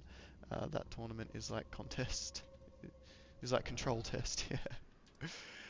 Okay, so that guy was a little bit rough. There was that that other guy who was somewhere around there, but I didn't grab a grace. If I killed those skeletons prior, well, how about I have a look at this? Actually, I'll try again, but I'll focus on killing these skeletons first. One by one.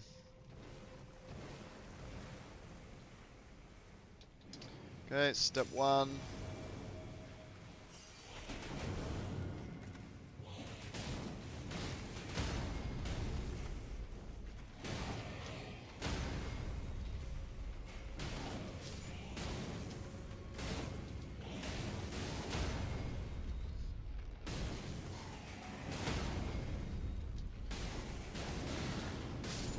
Cool, there's one skeleton down. Okay, how are they doing? They're really struggling. They're shooting at walls, which is a bit of a shame.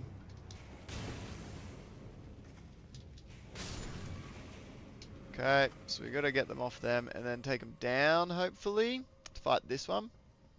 Last time when I tried to think in Elden Ring, it was when I did a build which applied 4 status effects in a single hit. Nice.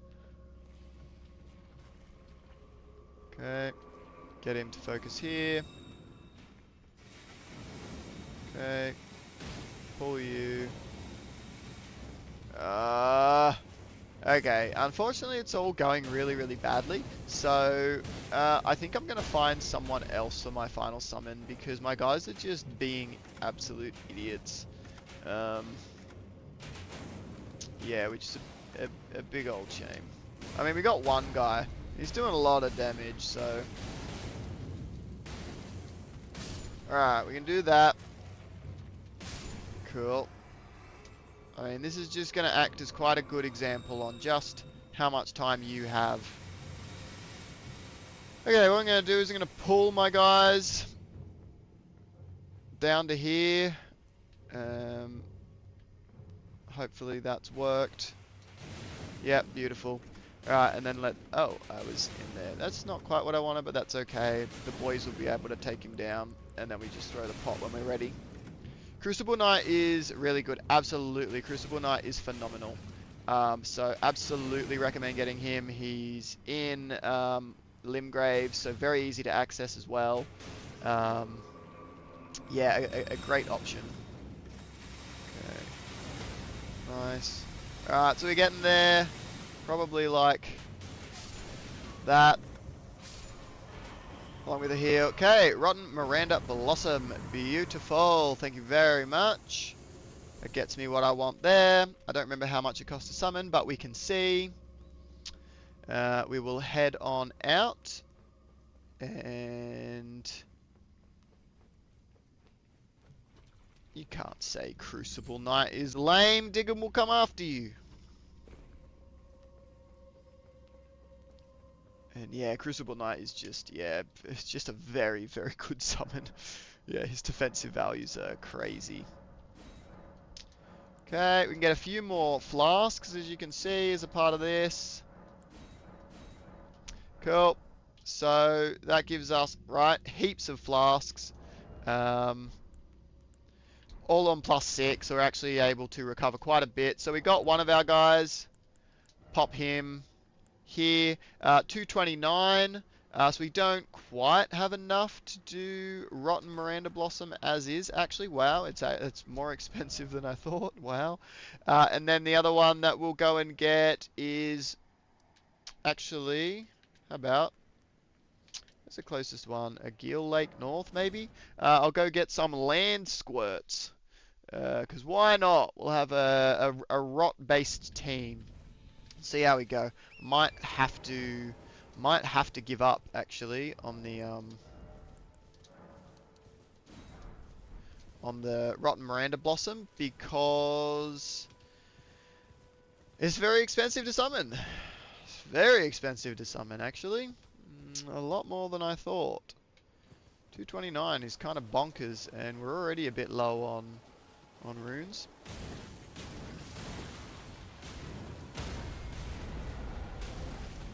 Okay, and then we throw pot. Thank you very much for 2 land squirts. We're gonna leave you alone, Agil. You can just chill out there, my friend. I'm not gonna mess with you. Okay. Alright, so we are, with everything that I have done, we are low on runes. So that is one of the things that you have to really pay attention to, right? I don't actually have enough to summon the Rotten Miranda Blossom unless I were to go through and acquire runes in some other way. So, for example, by going and beating Margit is one option. Otherwise, going and hunting down some good rune drops elsewhere. Where's somewhere that we could get just a little bit of runes? Let's just have a look. What time are we on? So we're on 118, as you can see, right? We're mostly there, and I've got 40 minutes to just go and make sure that I have enough runes. So we'll keep this one beginner, I think. So what I think I'll do is to just continue with the beginner vibe. Let's just go down the beating Godric path. Not necessarily having him, but beating Godric. So I've got my 2x pages on +5. I'm holding back on upgrading anyone to a +6 just at the moment. Just to see, you know, who I might want to actually upgrade. Because different guys can be quite expensive, and it is really worth paying attention to how much it's going to cost you to upgrade once you can summon everyone.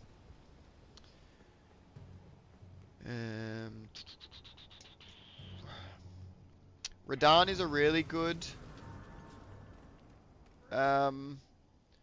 rune dump. What else is there? Carrot? What else is a good way to get some more runes early game? Okay, we'll grab him because he really helps offset the focus on the pages. But here I'm basically just going to summon the pages. Margit is weak to slash, so we'll help our boys here.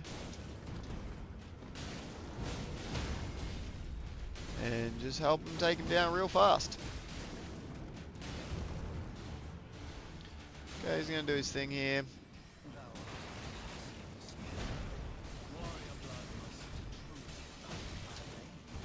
And the more we can knock him down, the better. And we want our guys to keep attacking so we don't do that. And we can see that because old mate is in the route,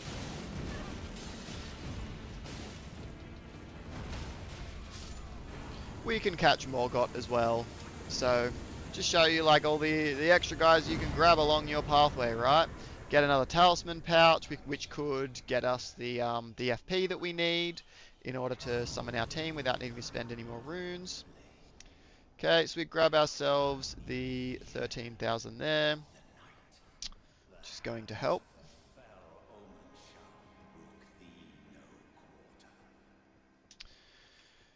What I'm probably going to do is, when I beat Godric, I might even do the mixed physic now.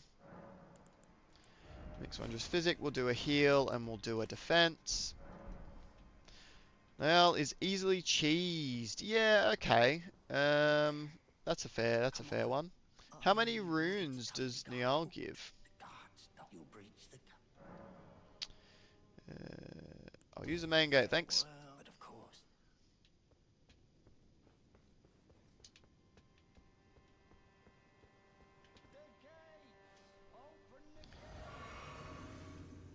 Let's put a little bit of defense on. Okay. 1, 2, 3. 1, 2, 3. Okay. Typically that's it. In order to make sure you're ready to grab the Great Rune later on, we can just go and grab this Grace. 40 to 60k. Ooh, that's actually pretty damn good. That is pretty damn good. Can Niall be rotted? Or is he immune to that for some reason? Because, you know, with this route, we've got a few decent guys who can rot pretty well. So, yeah, you could tie... Although, does the cheese rot him as well? Is that, like, the thing? Or is he actually immune to rot? Okay, so I want to make sure I've got enough. 1, 2, cool. And then it's like 1, 2, 3, 4, 5. Immune to rot, but the swamp will do the damage for you. Yeah, okay. Yep.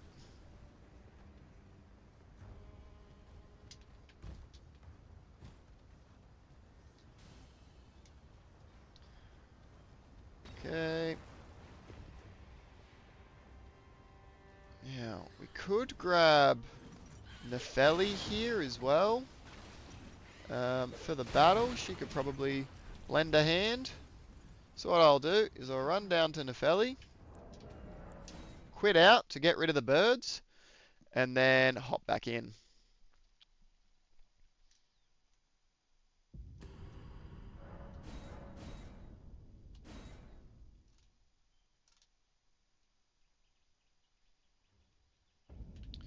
Okay, so I'll talk to her. I'm here by decree. How utter this grafting of this tainted them. If you intend, ask your call. The winds run. I'm certain. Cool. Go out here, grab this extra golden seed, and go up. And then what I might do...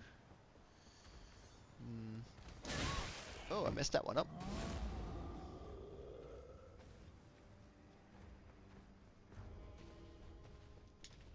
To be fair, I think the Putrid Erd Tree avatar should be able to rot Godric easily enough.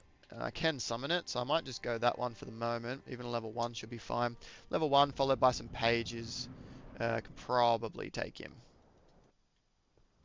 Is my hope. Alright, so let's summon you up.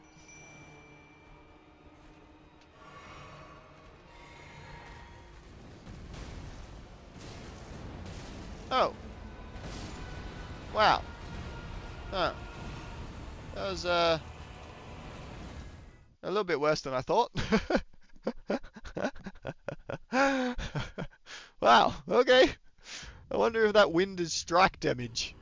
That was kind of insane. Alright, so I'm going to level him up a time or two, I think. He is very expensive to level up is the only problem, so going for him is a little bit rough. Who else would I maybe want to go? I mean, strays are pretty good.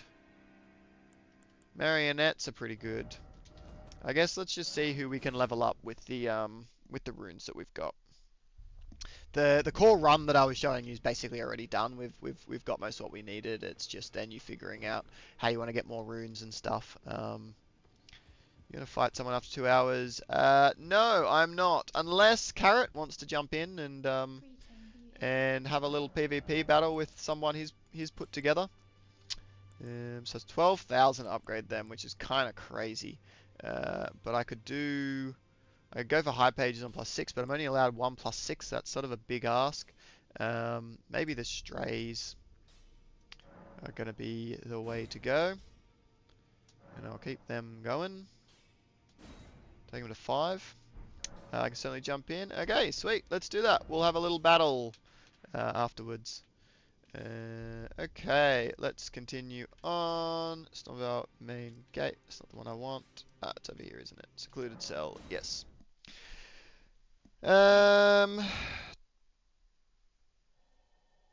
Okay, let's see. What I can do. I've already got them. I'll just rot him with them. So he was a bit shit. Okay, sorry. I did catch these guys.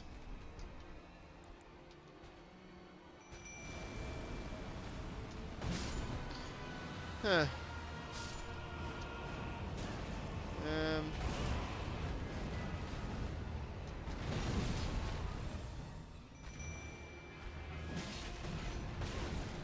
Just not going super well.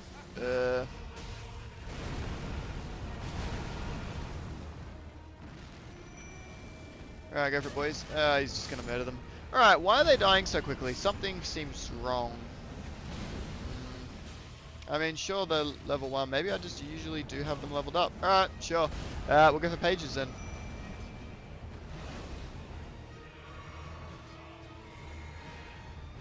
We'll let them do all the work. I did want to rot, but we didn't have any guys that could actually do the rotting.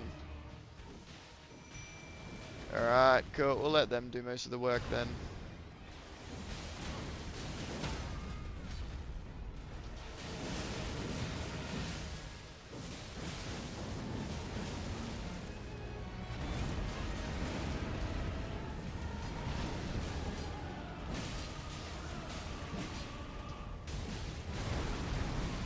Nice.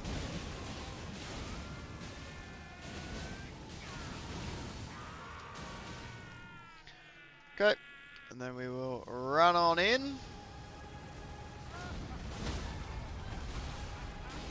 Nice. Let the boys shoot.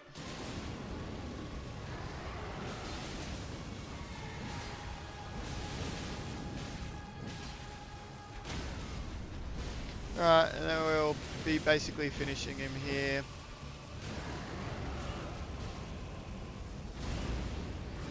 This needs to take ever so slightly more damage. Probably there. And there we go. Godget the Grafted as well.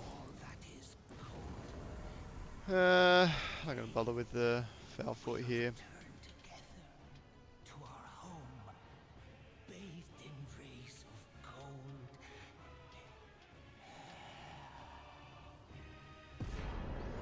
How much does he give? 20k. And then we can... Oh, that's the wrong thing. We can just spend that.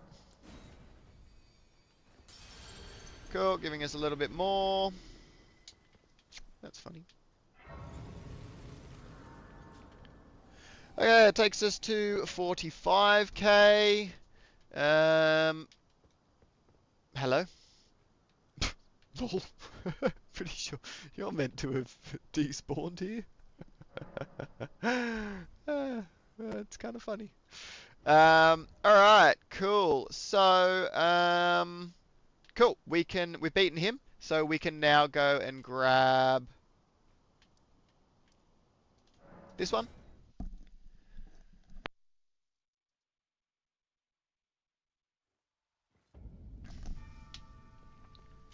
Okay, so we'll go and grab the Great Rune, which is going to let us level guys up. And then we got to decide... sorry, it's going to give us access to the Miranda Blossom. Now, I'm kind of thinking that the Putrid Tree Avatar may be too expensive to level up based on the runes that we're getting in this sort of beginner run, because, I mean, yeah, maybe Nial's a good one to do, because you can do the cheese method. Radahn's a little bit rough, requires a bit more practice and skill to pull off consistently, so including that in this like core beginner run isn't great.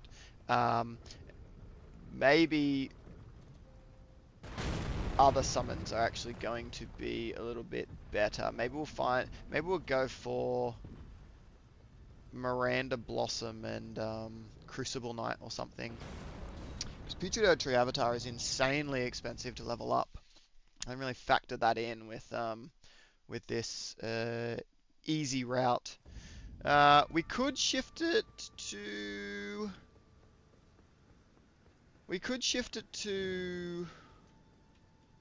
Morgott, potentially. 223. It'll be a little bit cheaper to level up.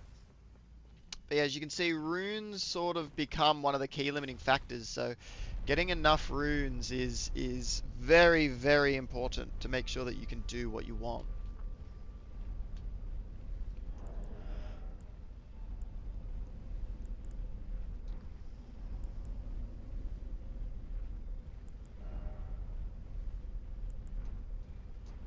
But yeah, maybe we'll try for Nial and see.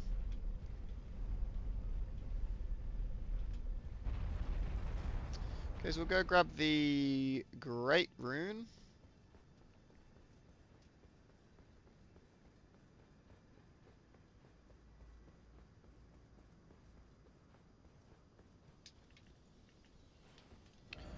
Cool. Alright. Thank you very much. Okay, and maybe we can go for Nial then. I haven't actually done that one before, but we can just see it. Should probably use my runes to level up some guys on my team right now, though. Just in case I die and lose it.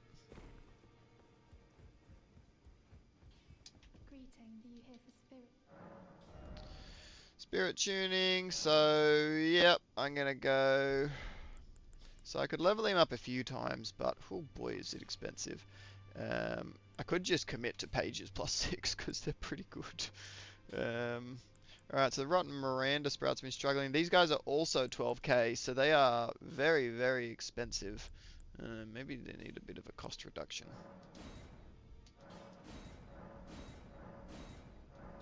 We'll go for +5 on them.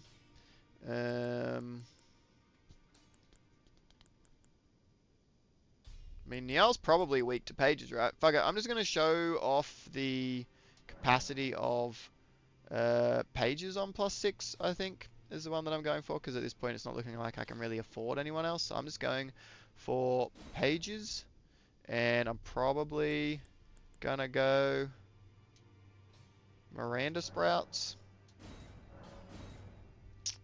I just leveled them up a couple of times. Okay, we've still got 30k, which is not too bad. We got the Great Rune. Let's go try Niall. I'm kind of assuming that the quickest Niall access is Cathedral of Dragon Communion of the ones that I've got. And we'll just have a look at pages, +6 pages against Niall. Can summon them, so that's all good. And might have the... I mean, who knows, maybe I'll end up using Niall instead. Right, he's down in there, right?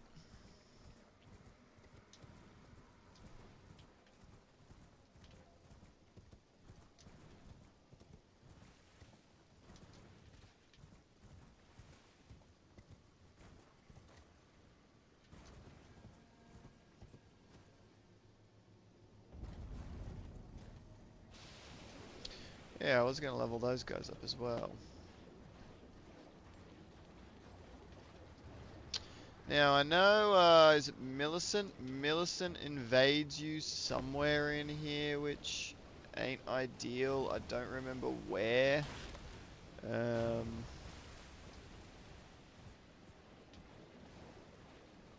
she would definitely prove to be a problem.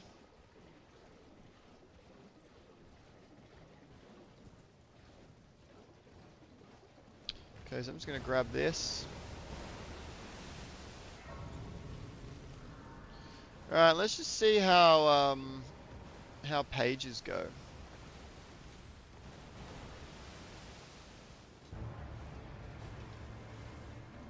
Just gonna like summon them up here. Let them sort of go to town. Killing all these jerks. They're too strong for me. Well, that's for sure.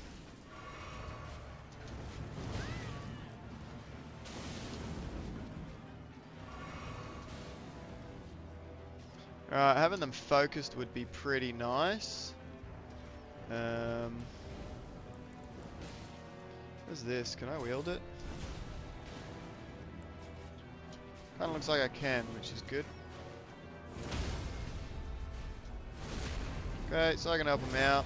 You have to let me know, Kara, is this faster or slower than doing the cheese? Okay, so I suppose the time loss on them being unfocused is definitely rough. So probably trying to kill those first guys is going to be better.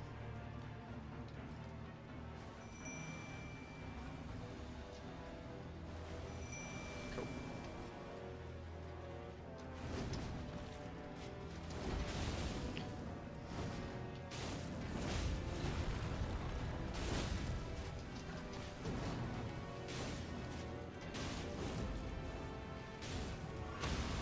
Nice.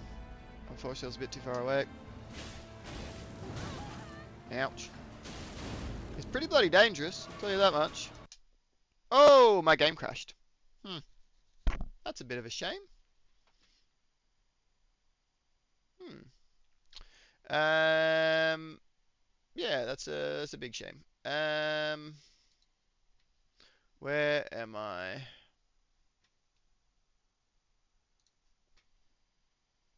Where was I launching this from? I don't even remember. I've got so many things for so many different versions of the mod. This one...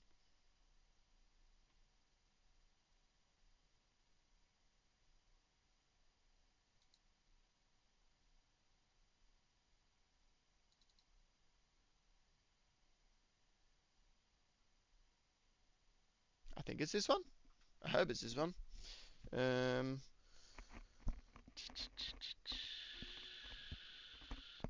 Yeah, it should be.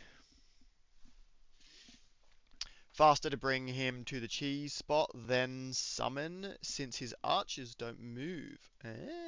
Right. Okay, so drag him out, then summon the archers. How are we doing? PvP core. Yep, still only an hour and a half in-game time, right? So hopefully that is showing anybody that you're pretty fine. Yeah, it doesn't have me as having this yet. This was where it did the save. Fair enough. That's fine.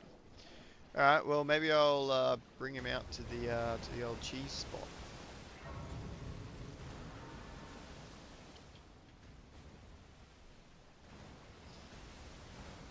Alright, so what's the go with the cheese again? You have him summon, right? And then he'll target on you and then you walk him out.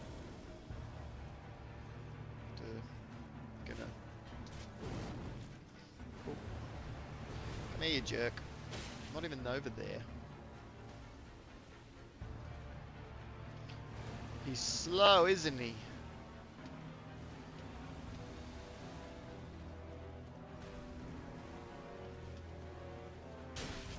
Ow.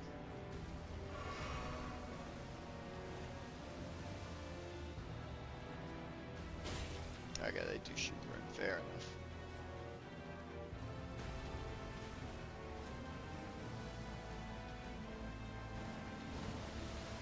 Okay, so bring him out to the cheese spot.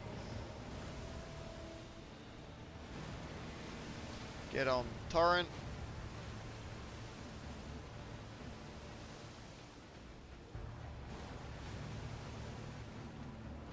And then you just drag. Oh, I need to not go in it. Alright, and then I might summon them and see how they go.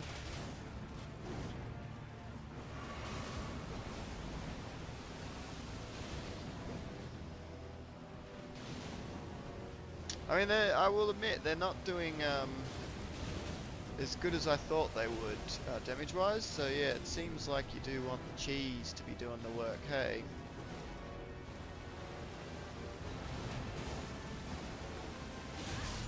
Oh, I thought I changed weapons. Alright. Nice. Alright, well he's just hard focusing me. Okay, dropped him. Keep it going, bud. I mean, he does pretty good damage, to be fair.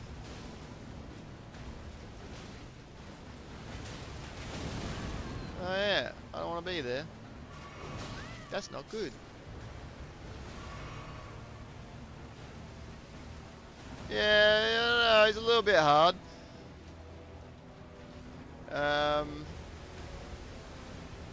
I don't know if I can survive, actually, with how much damage rot does.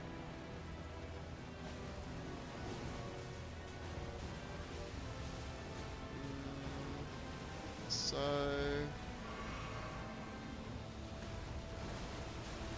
Okay, so if he gets hit by the burst, and then that, he is doing more than a triple volley from the boys. So you're definitely going to be hit by the burst, yeah, okay.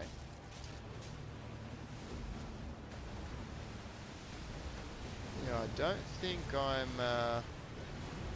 surviving. I don't think.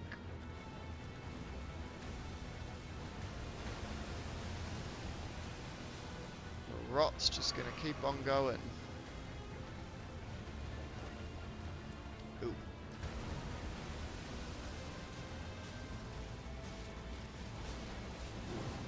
Yeah, that's a shame. Yeah, that's a shame. Basically just doing the cheese while the archers happen to deal damage.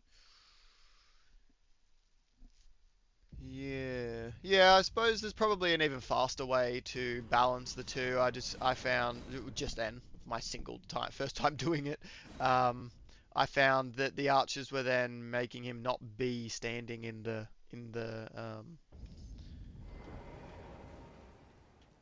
bursts, you know. Um,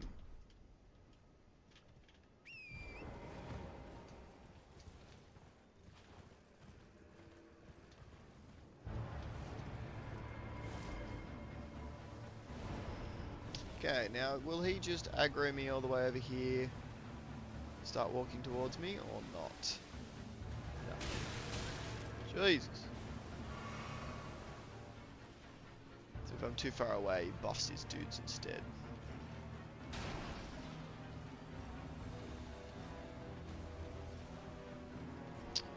Yeah, the Niall cheese is pretty time consuming, so I'd hope that there's a fair bit of runes involved. Ah, shit, did I just aggro him? Huh, did.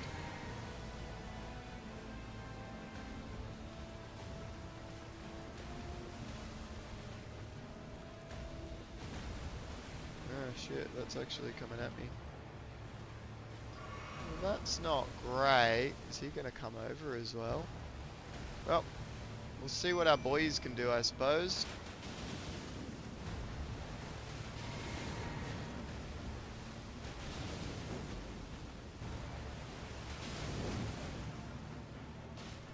Yeah, very, very true.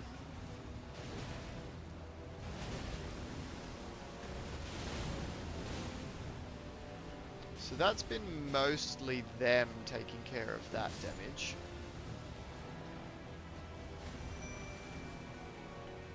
Okay, so he's actually left, and then in the wait time I need... Yeah, perfect.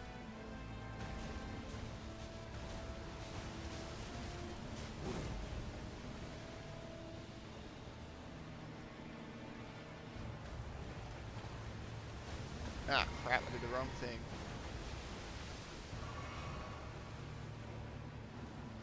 Is that an arrow?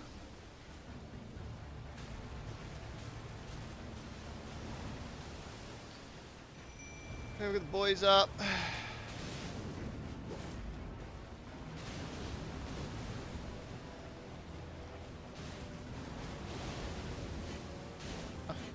What? Oh. That's not good. Alright, so if he goes over there... Alright, there's obviously a lot about the Redanchis that I don't know, so there's no point in me doing it. It is not worth it right now. I would need to learn it to then show it off. So not an option for me right now. Which does put us in a slightly tricky scenario. My educational video has not worked out so well because it actually ended up having some pretty serious flaws. You don't have enough runes to get the Putrid Avatar or enough levels to get the Miranda Blossom, removing the 2 tier 4s that I had planned, leaving you with only weaker guys. So the best pivot that I can probably do at this point is commit to tier 3, seeing as we've got 100% catch rates and enough runes to take care of them. We might go for some tier 3s instead and see how we go. So I'm going to go for land squirts because I just think that they might be a little bit interesting and I've not used them before. So, you know, there's even enough time for you to do a little bit of a pivot in your run, you know. So I'm gonna level up these guys. 3. Why do I only have 1 3? Did I level you guys up to +3? I didn't. Why do I only have 1 3?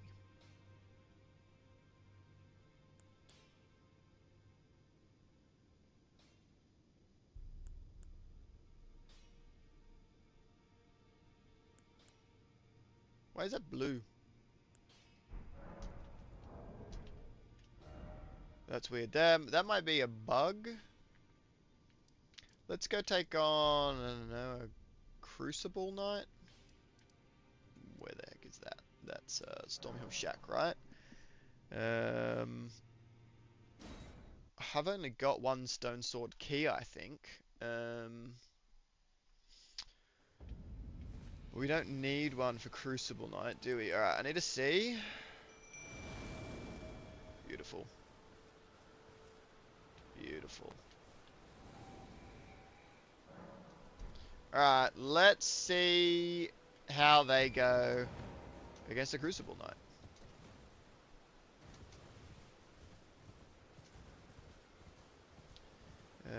We have one fire pot. They can be pretty dodgy. Mushrooms. There will be mushrooms right here.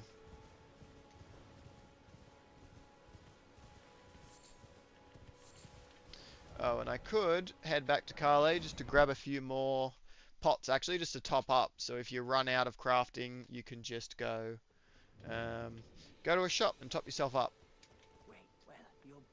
Okay, purchase. Buy 3 of those and all the pots you'll sell me. Cool. Alright, now let's head up Stormhill Shack. And we'll see who we can grab. So we know we want at least 2 tier 3s.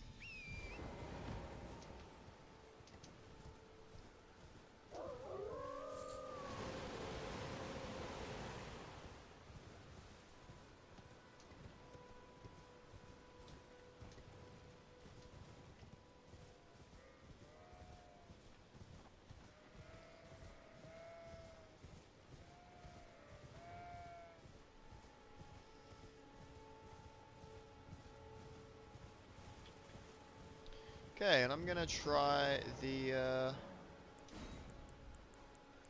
these guys against him. We'll see how they go. I haven't really used them. Okay, what I'm gonna do is I'm gonna summon him over here, summon these guys out here, and we see what happens.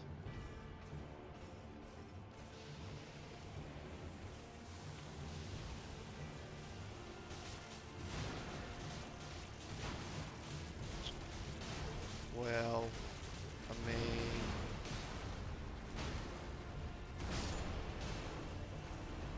you didn't actually successfully rot. You blocked me, you jerk. Actually successfully rot anyone.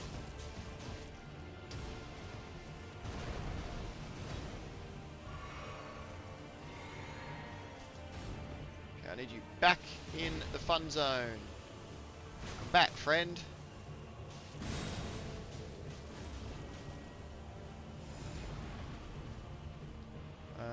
Can you rot him, or am I wrong there? Can you not rot and poison him?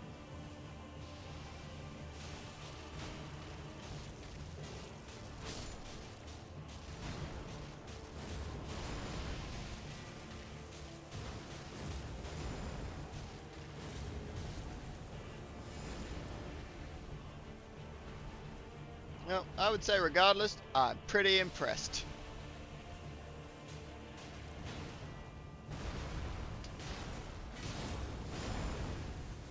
Okay. And throw, grab Crucible Knight. Beautiful, thank you very much.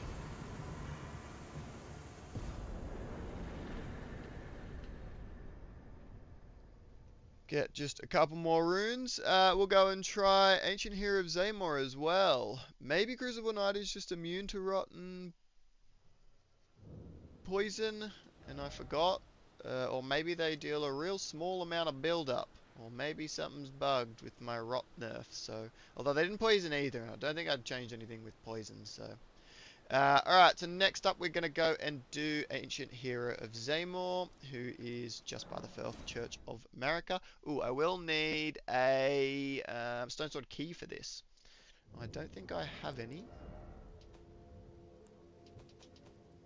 I have heaps. I forget where I get them, but apparently they're a part of the route. So yay. Actually got a lot of them, which seems weird. Do I really grab 4 Stone Sword keys in the route? Where?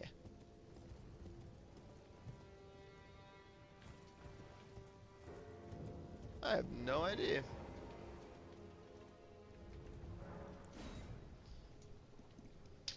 Alright, let's do that again. Because I would say that actually went pretty well.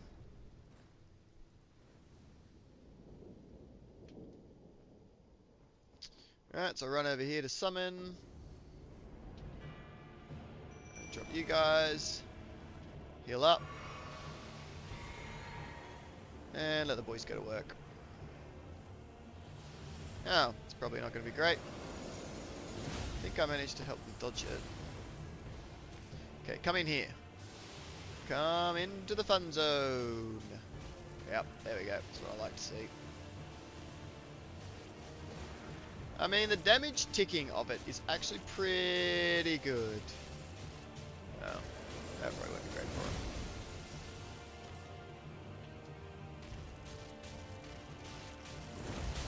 Ouch!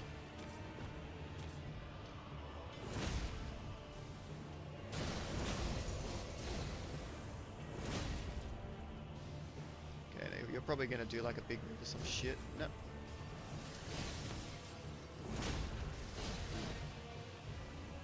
Okay, he is somethinged. Poisoned or rotted or something.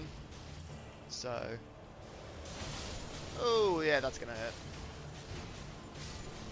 Yeah. Oh, he's not. He's actually just been a thing. Maybe he doesn't do build up or something.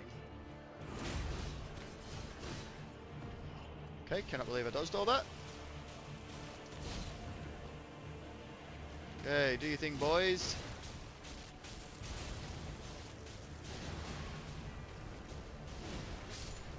Alright, Engineer of Zaymor. Beautiful.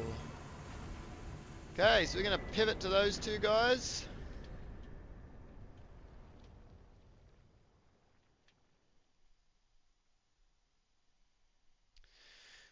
And we want... Okay, so we can grab Crucible Knight, Zaymor, and that's a team by the looks. Yep. Okay, so then we'll take our Crucible Knight and Zaymor up. How are we doing for time? 149. Cool. Alright. So I'll do that, and then we'll basically be done. Actually failed to catch the Zaymor, weirdly enough. With the 100% catch chance. That is weird. There is just a chance, a rare chance sometimes, that the catch mechanic just fails to trigger. Based on some random parameters that can occur. So you could have run into that. 2, 3, 4, 1, 2, 3. Oh, that's all I can do. Unless I can get some other very quick rune dump.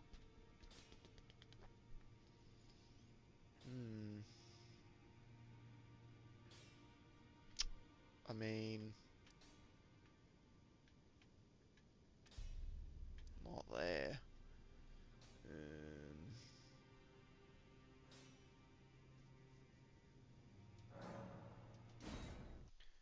I could try real quick to see if I can nab this guy real fast. I think he gives a decent amount of runes, like 20k or something.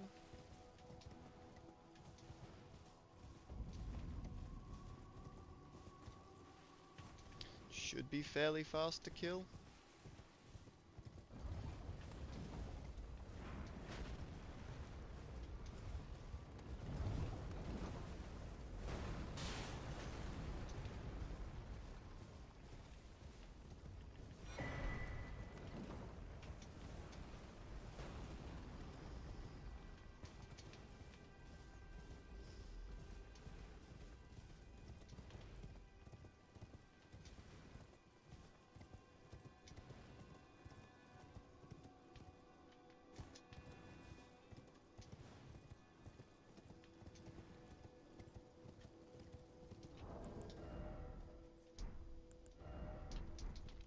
Already in. Right. Alright, let's see what we can do here.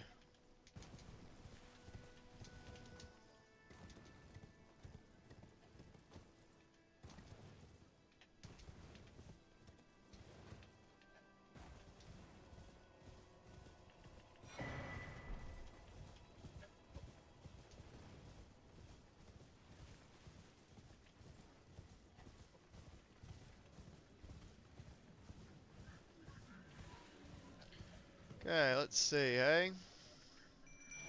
Can they kill him quick enough? you shooting? Yeah, okay, fair enough. Cool. Alright, now shoot the big guy. Yeah, beautiful. Yeah, love it.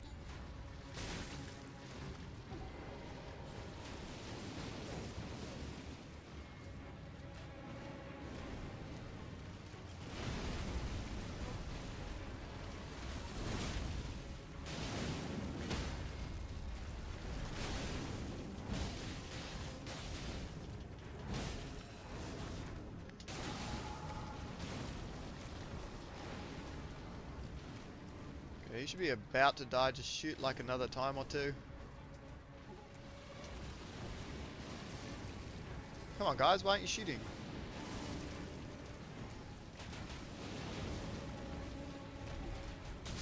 Alright, there we go. Don't know how many runes you drop. I'm hoping it's... it's shit all. 10k apparently, so that's not great. Is what it is. We can do something with it, so we take it. That's all we'll do.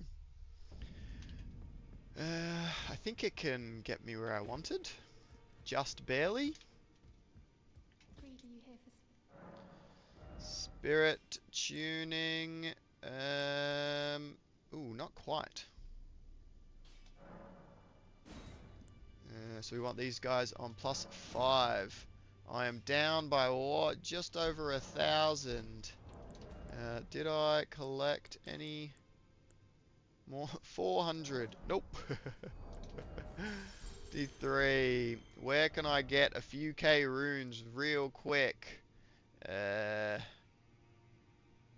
Probably like a grave somewhere in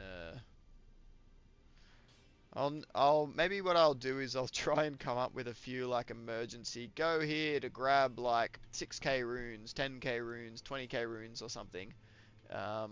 For if people are right at the end and they're like just off being able to get what they want. There'll be like a few options that they can go and do. I was hoping that guy gave a few more runes than he did. So that plan didn't work out. I thought it was 20k for some reason. But I can't quite think of another spot to quickly grab. So it's not many runes that I want.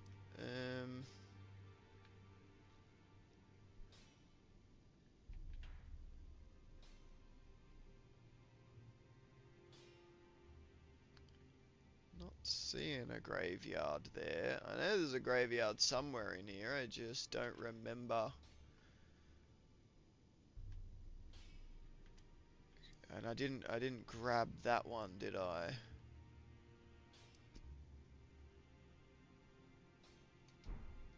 Let's see what I can sell.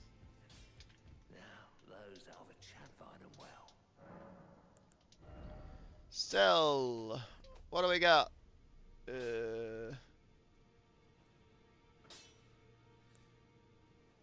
Sure, you're useless.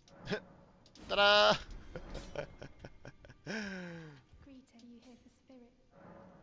Yep, I sure am. Alright. Cool. There we go. That's the team. Alright, Carrot, are you good to jump in to a little PvP battle to finish it off?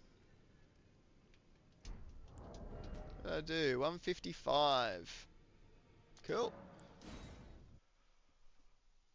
So there you go. You can see there's quite a bit of time to do what you want, even if you're like me and make a bunch of mistakes and don't have your numbers work out. There's still a bit of time. You can pivot and you finish a run. It's only 2 hours. Take a little think. See how you could have improved it, what you could have fixed up, and yeah, you can put something together. Now, I was specifically holding myself back from a few things that were a bit more skill oriented, or like practice oriented. So like beating Radahn for a big drop there. I was specifically just trying to go for pathways that a beginner coming in for like their first run could feasibly do. Yeah, so the tier 4s were a little bit too expensive with that. So in that beginner run, you probably you can level up Godric. So I might do the Godric route tomorrow. Well, actually, I might do the Morgott one tomorrow because that's a little bit easier. He's a little bit cheaper, so you don't need as many stats. Rune-wise, a bit more forgiving. But yeah, you'd probably go for tier 3s in this route. Is probably your best bet. Yeah, tomorrow I'll have a crack at doing one that does include Radahn and gets Morgott evolved instead, so that you can see what that route is. But in this one, the only thing you really have to practice is Putrid Avatar. Maybe a little bit of Godric, but I was sort of holding back leveling up like my Sprouts because I was saving it for other guys, but if you just level up your Sprouts, they'll be able to put Rot on him, then get out pages, +5 pages, can make pretty short work of him.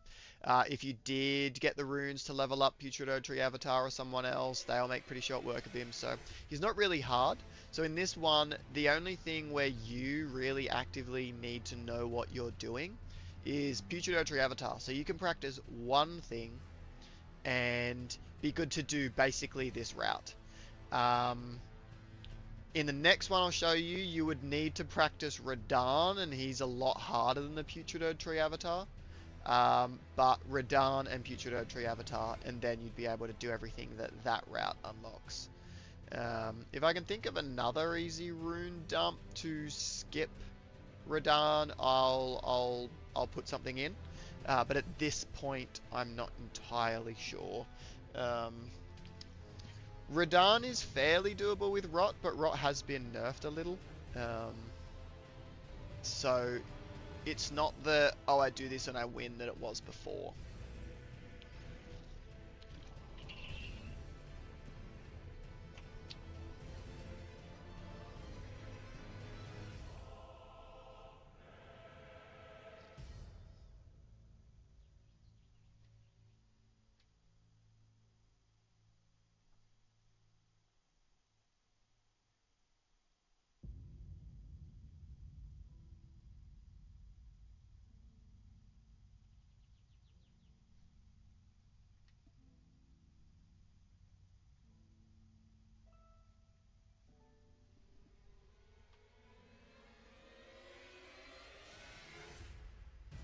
Alright, sweet.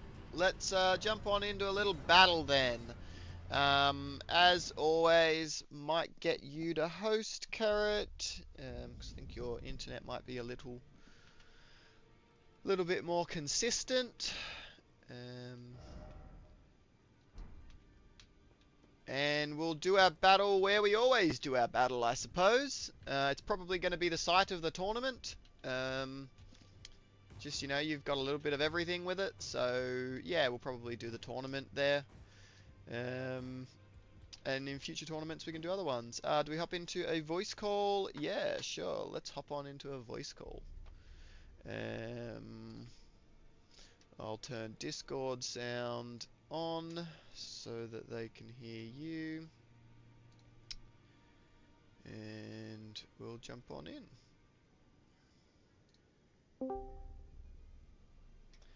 Hello, Carrot.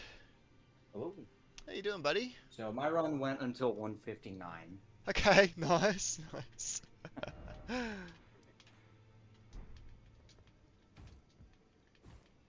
Let me know when your world is open and I will jump on in. Yeah.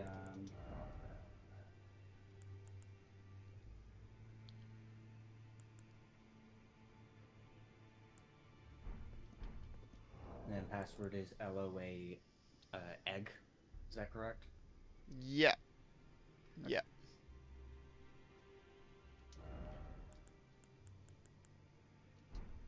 Hopefully I've still got that. I'll just check that I do still have that as the password that I'm using.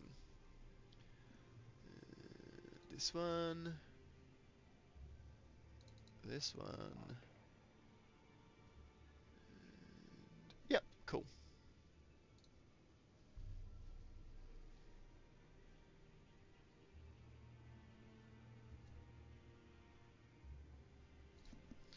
Alright, I will join if yours is open now. It should be open yet. Cool.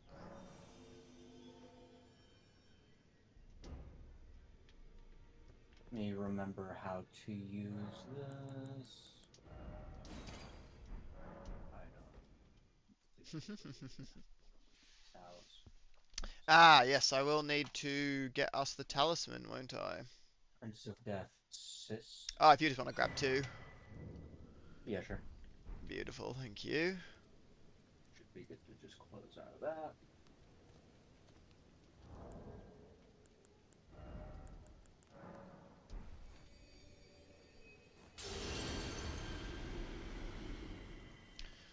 Thank you.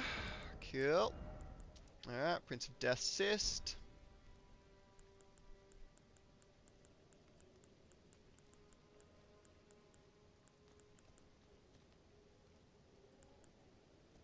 Cool. Alright. Go ahead. Is PvP active? Let me do that now.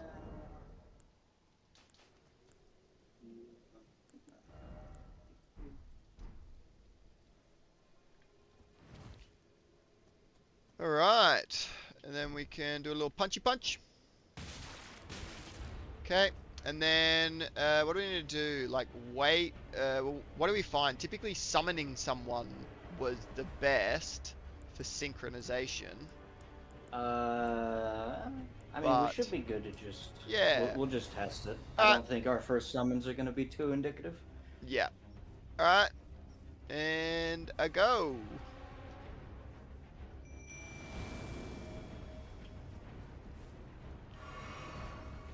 Alright, that'll be interesting.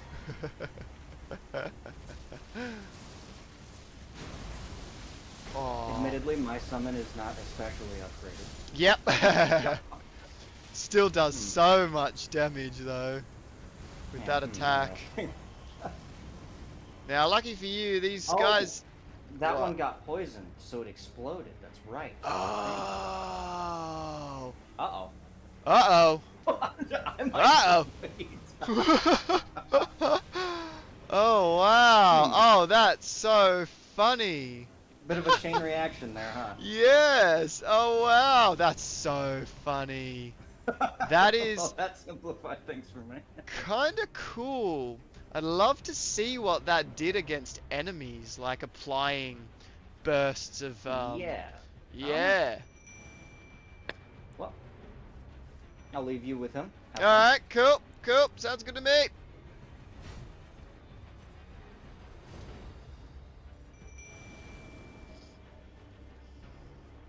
that dogs? Pages? Pages. Yeah.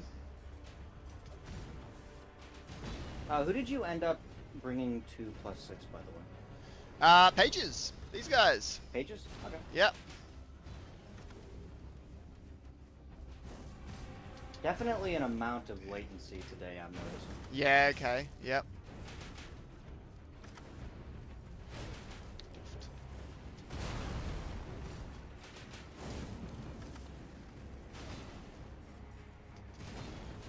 Alright, I need you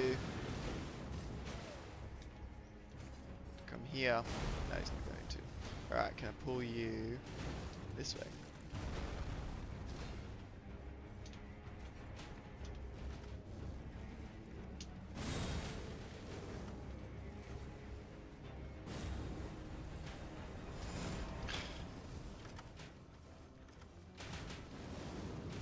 Alright, if you stand like right there, you'll attack him.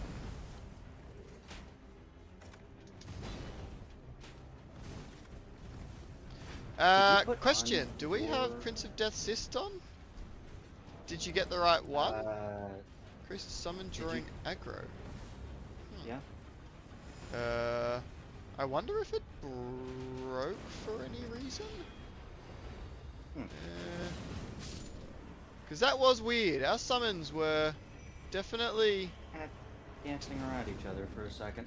Yeah, which they do Might not... just be something with the pages being a little bit... Oh, that's I really do hate when that happens. Oh, Carrot.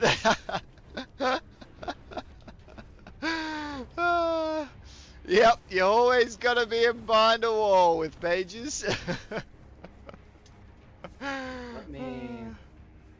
That's a U victory, but I do want to do it with the full team. So Yeah, maybe I can yeah. give myself another, I'm more than happy to start again. I'm actually quite interested in putting the land squirts in a different position and seeing if I can see, you know, the chain reaction do something to an enemy.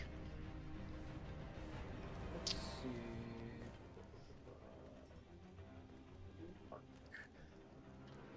Fine. Is it in goods?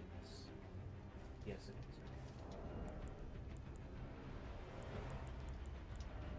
There you go. Alright. I do appreciate that your guys are letting me lick my wounds. Yeah, yeah. If you want to back away from the... Yep. Do that. Alright, then I'll go.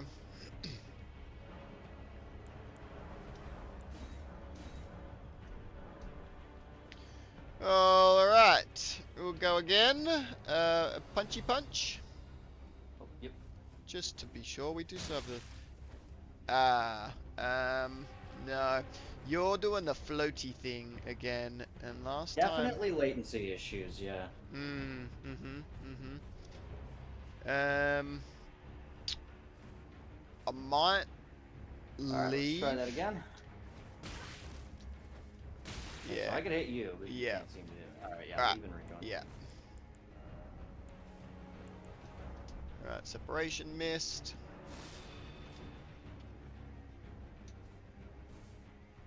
See, you saw the least interesting portion of my...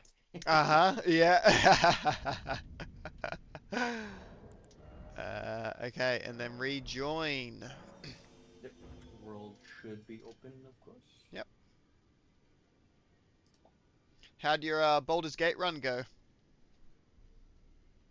Well, it's not finished yet. Okay, still going. We're still going, yeah. Nice. We are just getting into Act 3 of, I believe there are 5 total. Okay, cool.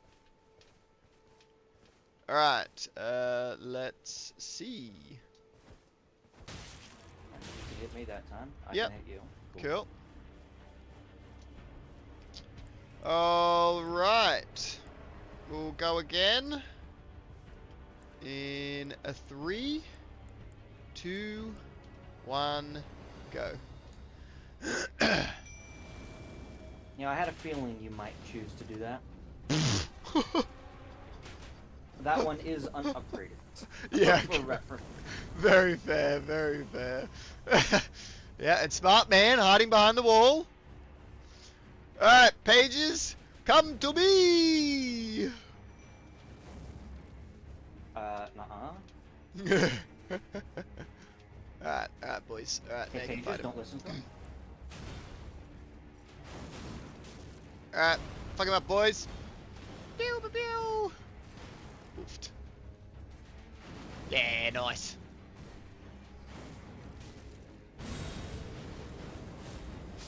Oof. Alright. Who else we got? And where is little Carrot? Around, don't worry about it. Where's he hiding? That's for me to know and for you to wonder about. Didn't have the FP, nice. Nice. There we go. Oh. Oh man, Gaza. Alright. Oh, yep, he's going into them. Yep, that works just fine. Yep, cool. Go for it, boys. I take it that Okay, that was he's nice. quite upgraded. He is +5. Yeah, nice. Alright, I gotta pull the boys.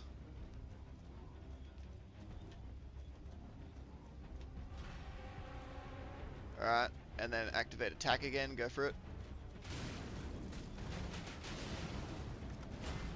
Woofed. Yeah, he hurts. He hurts He a does lot. do rather a lot of damage. Mm-hmm. Did you end up? Yeah, you said you got the pages to +6, I think. Yeah, my pages are +6. Yeah. Nice. It's the best when they do that. Go on two sides and rubber band him. Ah, but There he we took go. one Okay. down. Nice. Now hopefully it's just a matter of stun locking. Yeah. Woofed. That is Yeah, some rather extreme latency. I know, it's brutal today. It seems like the summons are still working fine. It's just the viewing experience Yes. is not incredible. Yeah.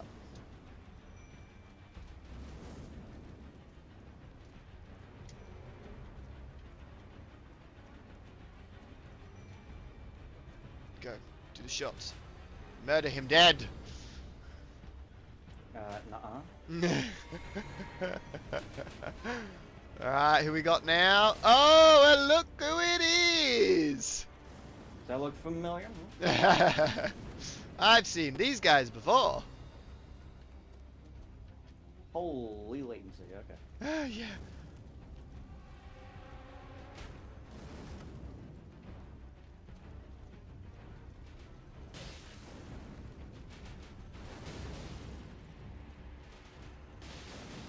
Woofed.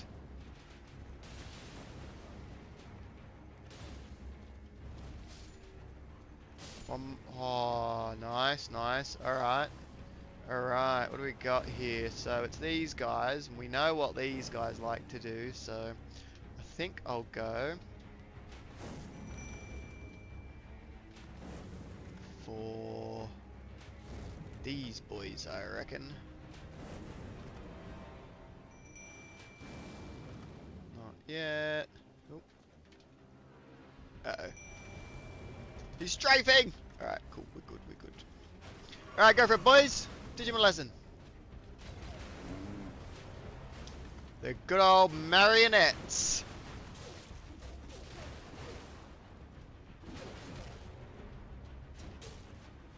Nice.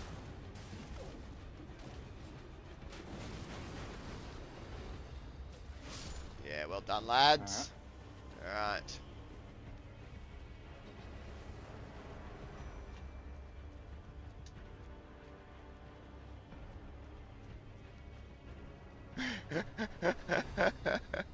Why are you running away, little rat? Because I would like to not die. Why are you chasing me? Because I would like you to die.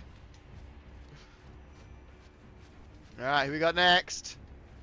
Ooh, Blythe. Alright, alright. I found him to be a very good summon. Very cool. Yeah, I have not tried him. I mean, he's hitting like a truck. What level is he on? +5. Okay. So I haven't seen your +6 yet, is that correct? I don't have one. Ah, I'll, okay. I'll just inform you, I do not have one. Yeah, yeah, right. Okay. Alright. Alright, now I do some running. Hello? Yeah, okay. Keep an eye on him. Where is he? He is there. Okay. I have not moved. He's not quite fast enough that I think he will catch you. So I just have not Yeah. tried. He's just strafing. There we go. He's moving towards me now. Okay, what's he gonna do there? Alright. Go for it, boys! Do the thing! Let's see how this goes, hey? Fuck, he hits so hard! He definitely hits He hits very so hard. hard! It's crazy. Although your guys also do rather a lot of damage. Yeah, they do. I can't say I'm too upset with their damage output. Drugs. Especially if we get rot. Yeah, Blythe has heals, in case you didn't see. Oh, fuck.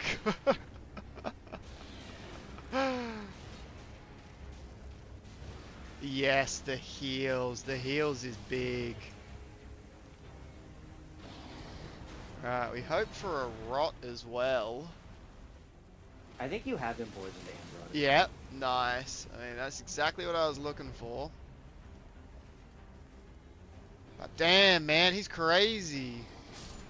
Good evening, fellas. Hello, hello. Everything going good? Y'all having fun? We're doing our Doing battle. a battle. Doing the battle after the stream run. Alright, can he apply the rot a second time? Quite possibly. Can Blythe heal a second time? I'm pretty sure he can. Oh, he did apply the Yeah, rot but- again. Well, oh shit, such a big heal. He got so much health.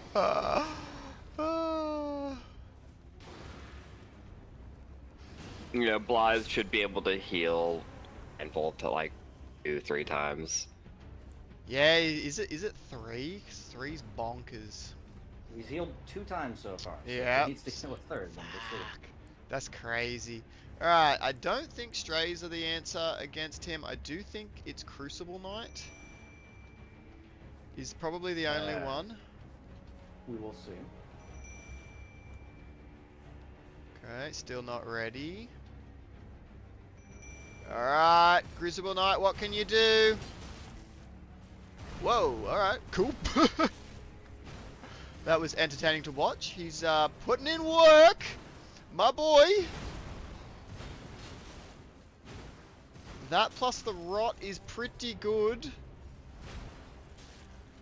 But the rot's not going to last forever, and if you heal again... Oh. Alright. Yeah. That puts me in a Blythe tricky might situation. need to go up a tier, I'm not gonna lie. he's really strong. What's his... Yeah, He's currently tier 3, I think. Yeah, he's probably going to need a health cost assigned, because he can heal so much. Currently he's 196 FP, so probably Yeah. need to make him more along the lines of like the Grafted Scion in terms of cost. Yeah, I think so. Yeah, he's pretty crazy. You know, if it wasn't for you having Poison and Rot, I genuinely think Blythe may have soloed your entire team. Yep. Turns out the old land squirts are pretty good. I think that's Blythe out of healing. Yep. Alright, well we got somewhere. We put in work. If this is how strong Blythe is, imagine how powerful the Shadow would be. Yeah, he'll be insane, but he is costed accordingly. Alright, so may have a problem. Here's a good bit of playtesting. Blythe is a little bit too strong. yeah. What have I got? 63. Well, I mean, to be fair, Blythe is like early-ish mid-end game. No, he's not. No, you can get him straight away. What? Why is he healing again? Why is he what? What? He's healed 5 No, times. what? Okay, is it based on a I- cooldown? I have to assume it's based on some kind of cooldown, since he didn't immediately do it at half health again. Here, I'll unsummon him because that's insane. Huh. Honestly, you might need to scale him requirement wise to be similar to like Malekith. Oh my god. Yeah. The Whoa. sheer healing is insane. That's crazy. Alright, I got Okay. one more summon. According to the wiki, Blythe can heal an unlimited number of times as long as he's not an NPC invader. Wow. And I don't think as a summon his code classifies him as an NPC invader, counts does him as not. like a regular summon. Yep. So then, yeah, Blythe is technically immortal. Would you like to see our last summons? Yeah, go for it. I am actually all out because I handled my flask Oh, allocation poorly, so I didn't give myself enough. Hello! Fuck. Nice one. Nice one. Very, very cool. Dragonkin Soldier, eh? I finally got him. Yeah, well done.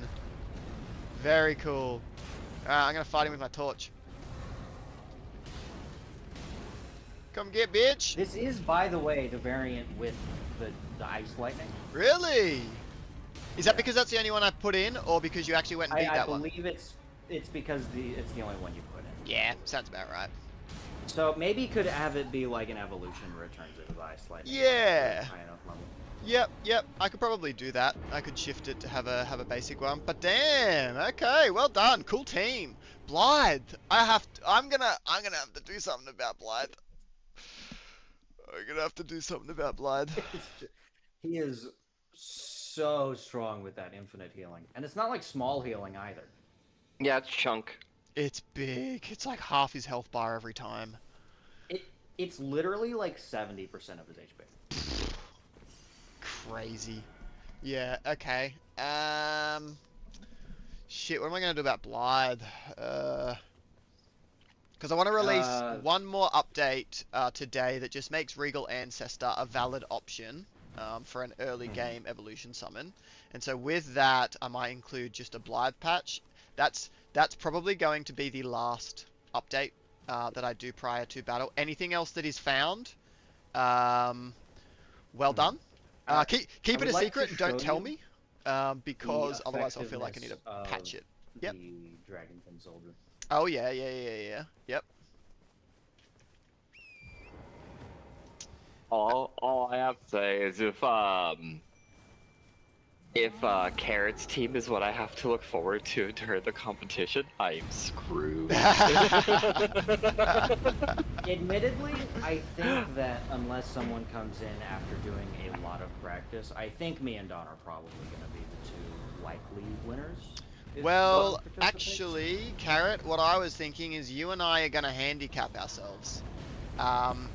You and I are going to probably battle twice.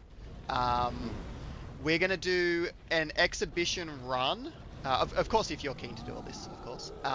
I was thinking you and I will do an exhibition run where we each do our own route, but we'll probably, what I was thinking is we'll probably use the version with not 100% catch chance. So we've got that little bit of excitement as to what we get and what we don't. But we can also prep our own proper competitive team. Okay, and what we'll do is you and I will... It's going to depend on numbers. If more people come in and want to join, I might like jump out and just like spectate and stuff and be in exhibition matches against you. But if we are participating, I was thinking we'll just hinder ourselves with that random catch chance, and we'll do a live run, and we'll participate in the tournament with whatever team we get in that run. And then with our prepped teams, maybe you and I will do a battle with our prep teams, and then verse whoever the champion is as an exhibition match. That way we've got like fair game to still participate in the tournament, but without making it like other people can't really have a chance of winning. Thoughts on that, Carrot? So just to go through it again, we would basically we'd have two runs, the pre-established run and then our exhibition match with each other. Yep. The pre-established run would be with catch chances, right? Sorry, what do you mean by catch chances? 100% or varying? Like pre-established would be enemies have the chance to fail. No. So, the exhibition run, so my thought is we would do it to start the event. So like on the 28th, for example, before all the matches take place, you and I would do a stream, so we can probably both stream it. And that one that we would do, it would be with the catch chances. Okay. And then so the expedition has the chance to fail, and the pre-done run is the one where we're actually competing with, like, this run as an example. Yeah, the one that we'll do in preparation. Yep. So the one we'll do in preparation, which you can do at any time yourself. You can put together your best and most competitive team. And then it's going to depend on numbers. Like if you need to participate as normal, I might just assess the teams. I'll get everyone to submit their team to me. And if I look at yours and I look at theirs and I go, that's kind of fucked, I might, we might say, all right, just participate with the team that we put together I mean, you in the could live just stream. as well say, like, you're here as kind of referee, spectator, narrator type thing. Mm-hmm. And just say, everybody send me your teams and any buffing items you plan to use, and then make brackets kind of loosely based off of how strong you think the teams will be. Yeah, well, That that's way, sort of my you plan. don't get like me versus beginning person who Yeah. doesn't have a good team set up. Yeah, that's sort of exact. That's so my initial plan was for me not to participate, but we're struggling to get numbers. But now we've made numbers, which is great, and I think we've even potentially got a few others who are potentially interested. So yeah, it's going to depend. If I have to participate, I'll definitely just use the team that I come up with in the exhibition run that we do at the start, just so that there's a bit of random chance in how good my team is. Um, and then maybe we'll do like at the end, we'll do like an exhibition high tier match. Potentially one of us, whoever like put together the better team, against whoever is the champion of the tournament, and then that person who is the champion, their team is going to get put into the battle update, and an NPC will summon their team somewhere in the world, and you can battle them. So yeah, that's sort of the plan there. So are you happy with all that? Because like, if you were like super keen to like participate competitively, like I don't want to take that away from you, but I also just want to make sure it's. I don't see any huge issues. We Yep. could just say that me and you can participate normally, but we have to use a live run instead of having a pre-done. Yep. Yep. Oh, if we do your it that camera way, on your camera on stream just Exploded. yes. Yeah, my controller also disconnected, so I think my computer had an issue where it was like, USBs, what are those? And then deleted everything. if we do it the way of the live run is the run that Yep. we compete with, Yep. it would be less annoying if it was the full 100% catch chance for it. Yep.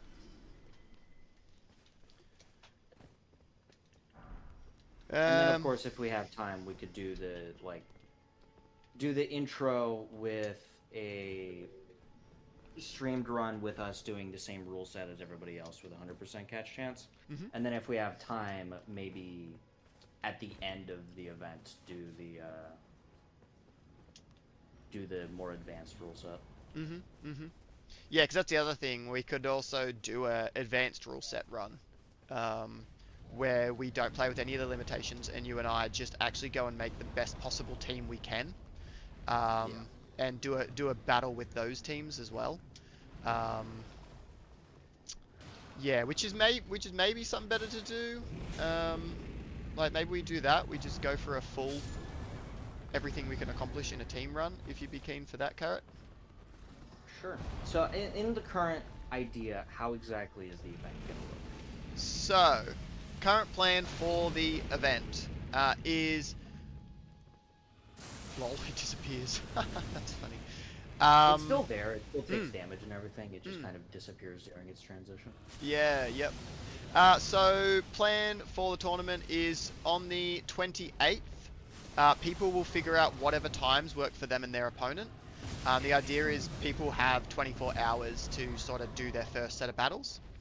And then so that'll happen anywhere on the 28th. I'll get people to submit their times. Lol. He died. That's hilarious. Oh, yeah, so it's more than a 20-meter drop. Everything dies at that end. So essentially what we're looking at is on the 28th, that's when initial rounds will start.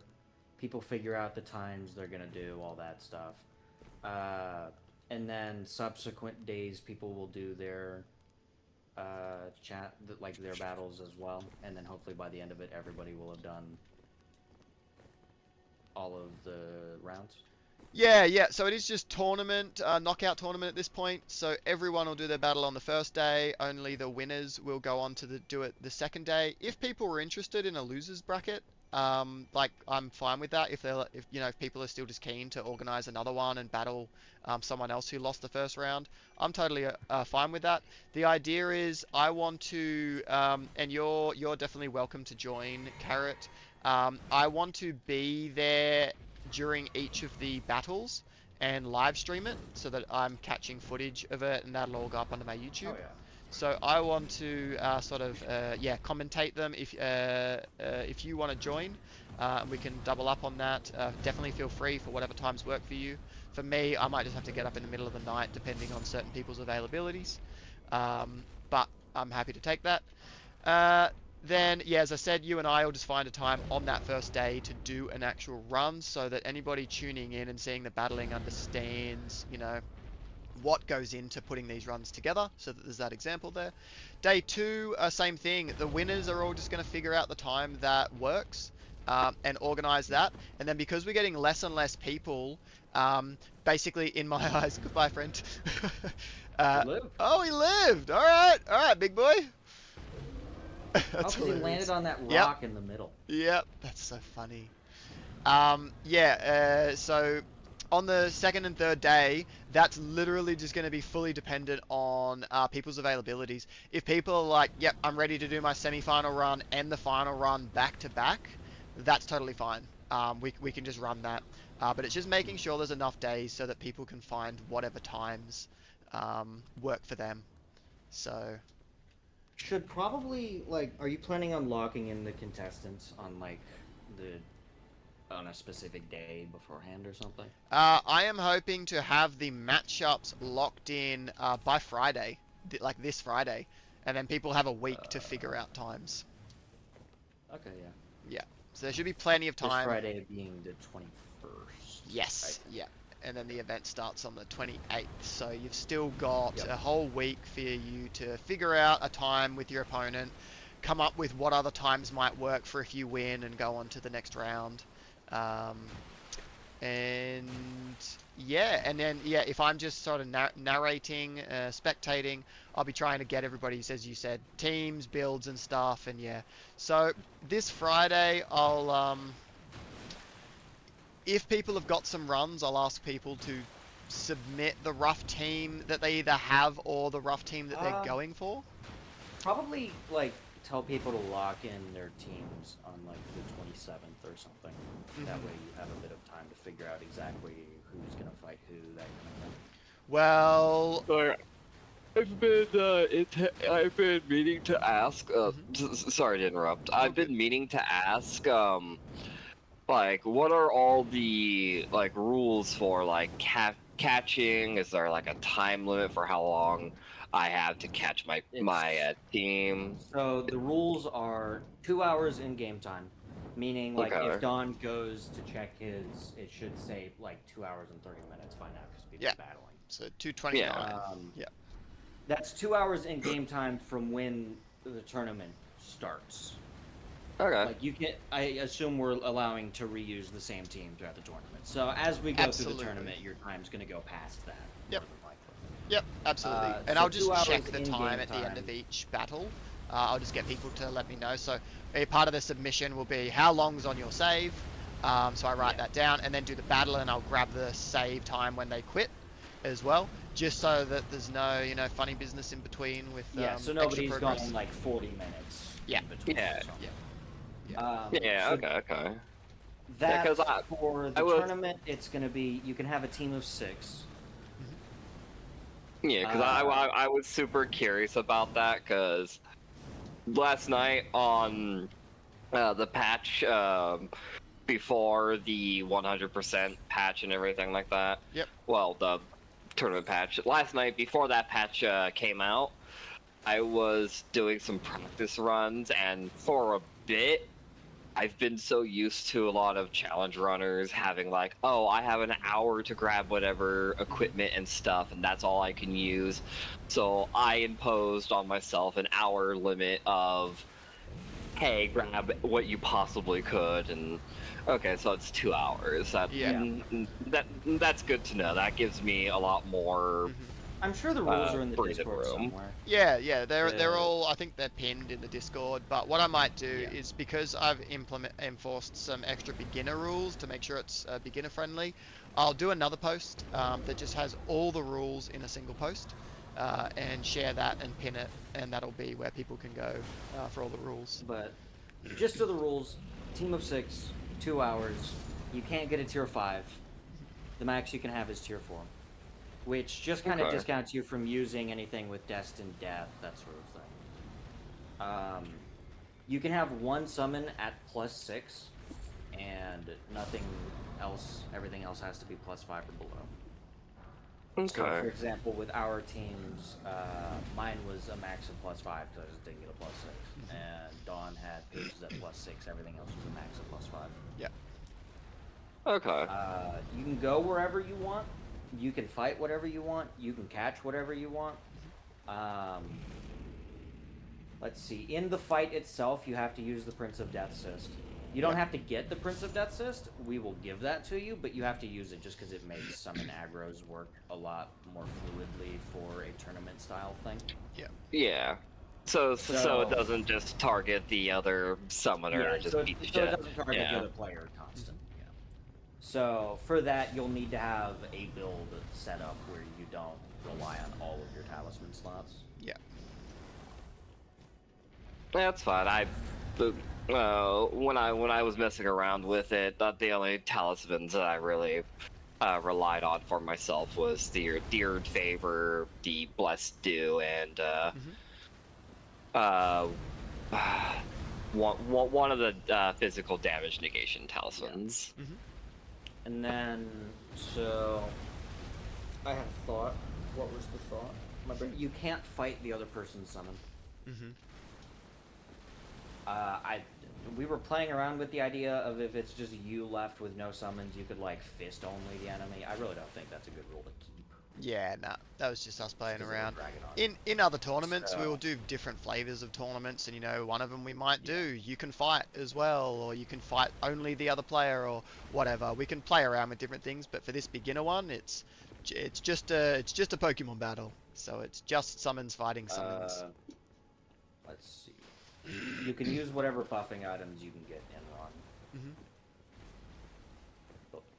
Let me go glance at the rules that are in here somewhere, just so I can make sure I'm not forgetting anything important. No custom summons. No custom summons. Yep. That's a big one. Yep.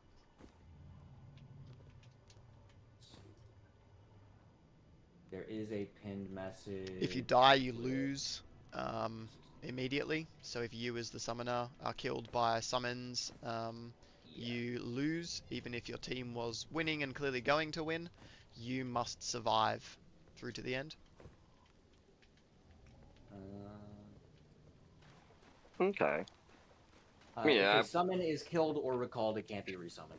Yeah. So like yeah, you can't that's just use the same one summon for all 6 of your slots. Yeah. And Okay. that's really the big ones. Yeah, that's pretty much it. I'll do a post that just has everything in one, but yeah, that's pretty much it. In terms of like glitches and stuff, you can do Exploits. it's kind but of not like glitches. the dividing line between glitch and exploit. You Yeah. can exploit, like you can do the skip to get down to Radon by falling into his arena and respawning at the stake, but no zipping is like an example of what Yeah. we would consider a glitch. Yeah. Like no zipping, no AI freezes. Like I think you can still freeze Loretta's AI. Right. Okay. If you find something, like if you have a summon that's just outright invulnerable for whatever reason, which there shouldn't be one, but if there is, or something similar to that, like they randomly do infinite damage, that's something you should let Don know, and then he can fix that, rather than just like bringing that to the tournament. Yeah. If there's anything, crazy game breaking. Blythe, if Blythe it's sits strong, close to Blythe the edge of is, that. Like Blythe is really strong. Yeah. but not in a way where like he is very clearly completely broken. Yeah, Like he's no right on infinite the damage, edge that kind of because you thing. can kill him, right? Like if you do enough like he had a big pause before he healed again. Had a strong Yeah. enough summon been out, they could have finished him off. But there was a very large window that he gave, right? I what I So mean is like Blythe is in a position where if you change the price of the summon, yeah, he works fine. yeah. Same thing as like how Malekith is insanely powerful, but he has the price to match that. Yeah, I mean, like if you get a summon that does literally one shot everything, yeah. But there or shouldn't has be many of them. literally infinite So health, that kind of thing. yeah. There shouldn't be anything like that because we've tested just about every single summon. There's a few that have been added since that. Mm, But we've tested just about all of them, so there shouldn't be anything like that. But if you do find one, mm. probably let me know. Yeah, yeah. Okay. Well, that 2 hour time limit definitely gives me a lot more wiggle room than what I originally thought I was working with. I thought I was working with an hour. Yeah. You are allowed to go like I said, you can go anywhere, fight anything. You can go in DLC if you want, anything like that. In the run itself, there is a beforehand, you can use summons and everything. Yes, correct. But you can't use Yeah, DLC summons in your team. But you can do whatever you like in the run. You could use DLC summons in your team to beat a specific enemy that is vanilla to use in your team. So you can do. You're totally free in your run, but your team can't have any DLC summons in it for the PvP match. Okay. Yeah, that is the thing I forgot about for the beginner rule set. Is Yeah. no DLC summons in the team for the Yeah. PvP. Okay. That's But- fine. I wasn't planning on. Yeah. I wasn't You could planning on it use, already. You could use like buffing items from the DLC. You can use like armor from the DLC. You yourself can use weapons from the DLC. All that sort of thing is allowed. Just no summons in the PvP. Okay. Alright, that gives me a good idea of what I'm gonna do. Yeah. Cool. All right. Well, I might wrap up the stream. Did you have any other questions you wanted to answer before we finish up? I can't really think of anything specific. Yep. I do have a thing to maybe posit as a suggestion. Yep. Is there any chance of making all enemies have the wander mechanic in Radahn's arena specifically?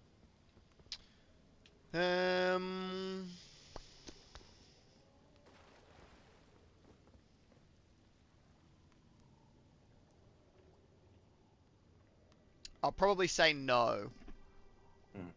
Everything is possible, of course, but the amount of work to set up a specific thing for that arena alone is probably a bit much for something that is otherwise manageable by battling in certain areas and things like that. So That's right.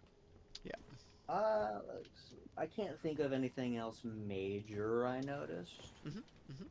Definitely make sure you have Blythe in your notes. He definitely needs something done. Yes, I gotta add him to my notes right now. It definitely needs a bit of a nerf. Check if any other NPCs have infinite healing in the way Yeah, that Blythe does. yeah. I might see if I can limit him to 3 or something. Yeah, if you can limit him to like 2 or 3 heals, I think that's fair. Yeah, yep. With a price increase, probably. Yes, but he still honestly, needs a make price him- increase with 3 heals. Make him like similar to maybe a cheap tier 4, like I don't know, the putrid tree avatar or something. It provided you can limit his healing. If you can't limit his healing, probably up it to I don't know. Maybe have him be 660 HP, 300 FP. Yeah. Or something like that. Yeah, if he's gonna have the infinite heal, yeah. Yep.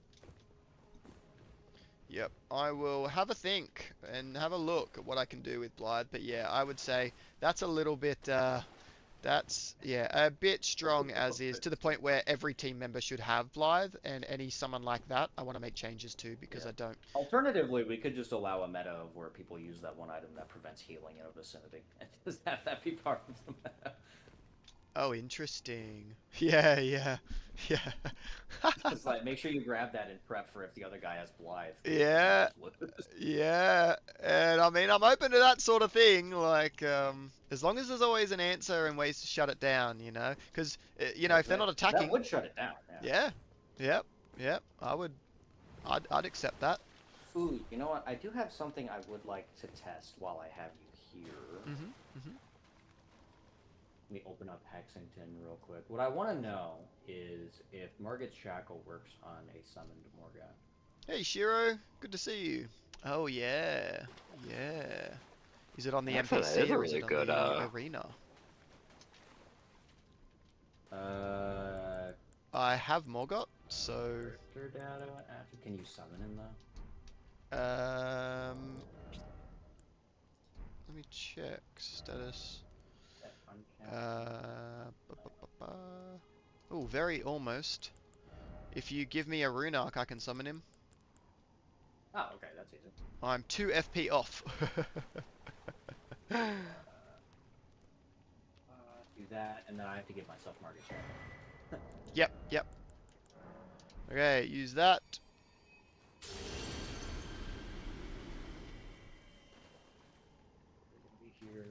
And then I can summon him. How's your JavaScript and Minecraft modding been going, Shiro?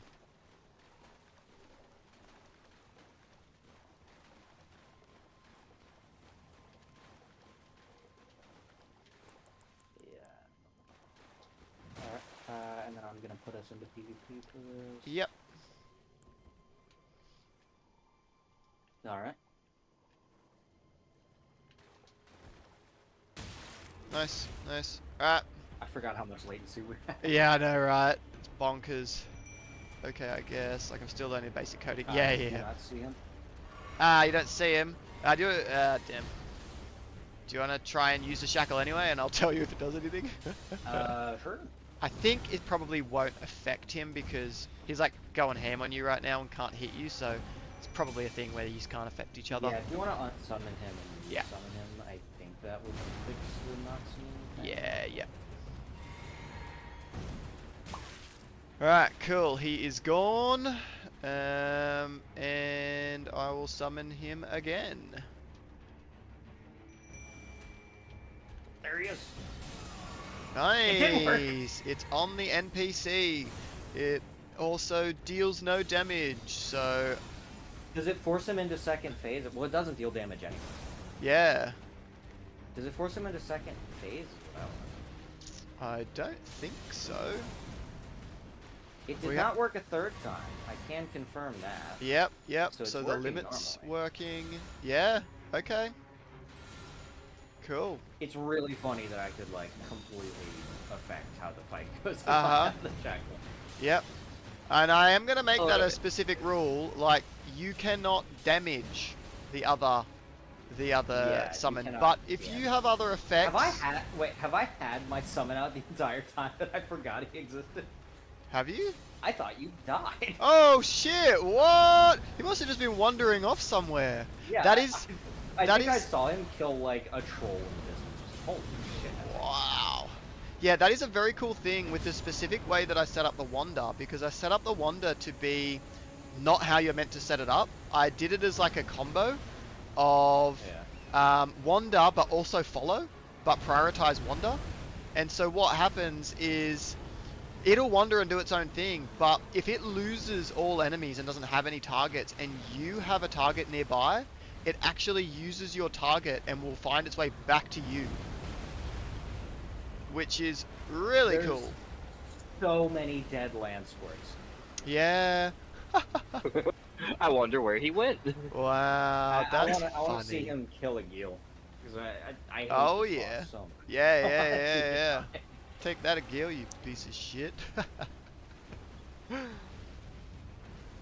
That will be entertaining.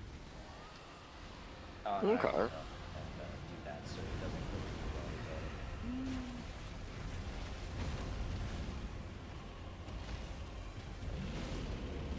Kill him. There we go. He missed. Oh, Ooh.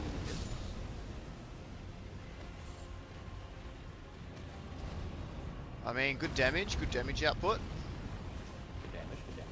Oh, and I did notice, I think because I took your settings from the update, Yep. I assume you fixed the typo that stops the voice from working? Yep. Yep. I I did. did definitely, because Blythe evidently does very good voice damage. I definitely noticed that. Okay. Okay. Right. Cool. Yep. All right. Good to know. Good to know it is working now. Yeah, that was very funny. I don't know how that typo snuck in.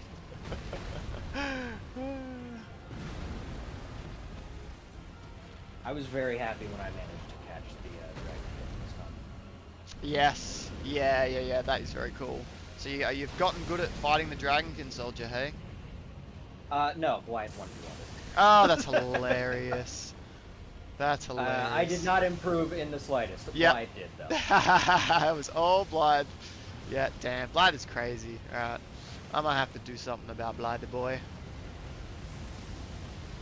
I need to stop informing you when I find broken You things. do. I should have just gone into the tournament and watched Blythe 1v1 every I would have been like, fuck. I mean, the thing is, Yeah, if the it's not second stage is totally just good. broken, it's like fine if you discover something that's just damn good. I think the key thing I don't want is everyone doing the same thing. I want team variability, Yeah. right? I mean, would two Blythes just fight each other infinitely, you think? I wonder. There was a very big gap between the fourth heal, so there may be like just a chance that they'll. When his health gets lower, he goes into more of like a berserker-esque kind of state and foregoes healing. Right. He only healed after he turned off PvP and he didn't have any targets anymore. So Had you turned off Right. PvP at that point? I don't know. Yeah, I don't yeah, because remember. Blythe wasn't trying to murder the hell out of you. Right, had he just turned it off? Because I that do would not be remember. interesting. That's something you could check in the pod, though. Yes, true. Yeah. Yeah. All right. Well, I might wrap up this stream now. I've got to I got to go do something about Blythe and yeah, do some more modding. So I will get on to that. But thanks for the battle, Carrot, and thanks everyone for coming and checking out the stream.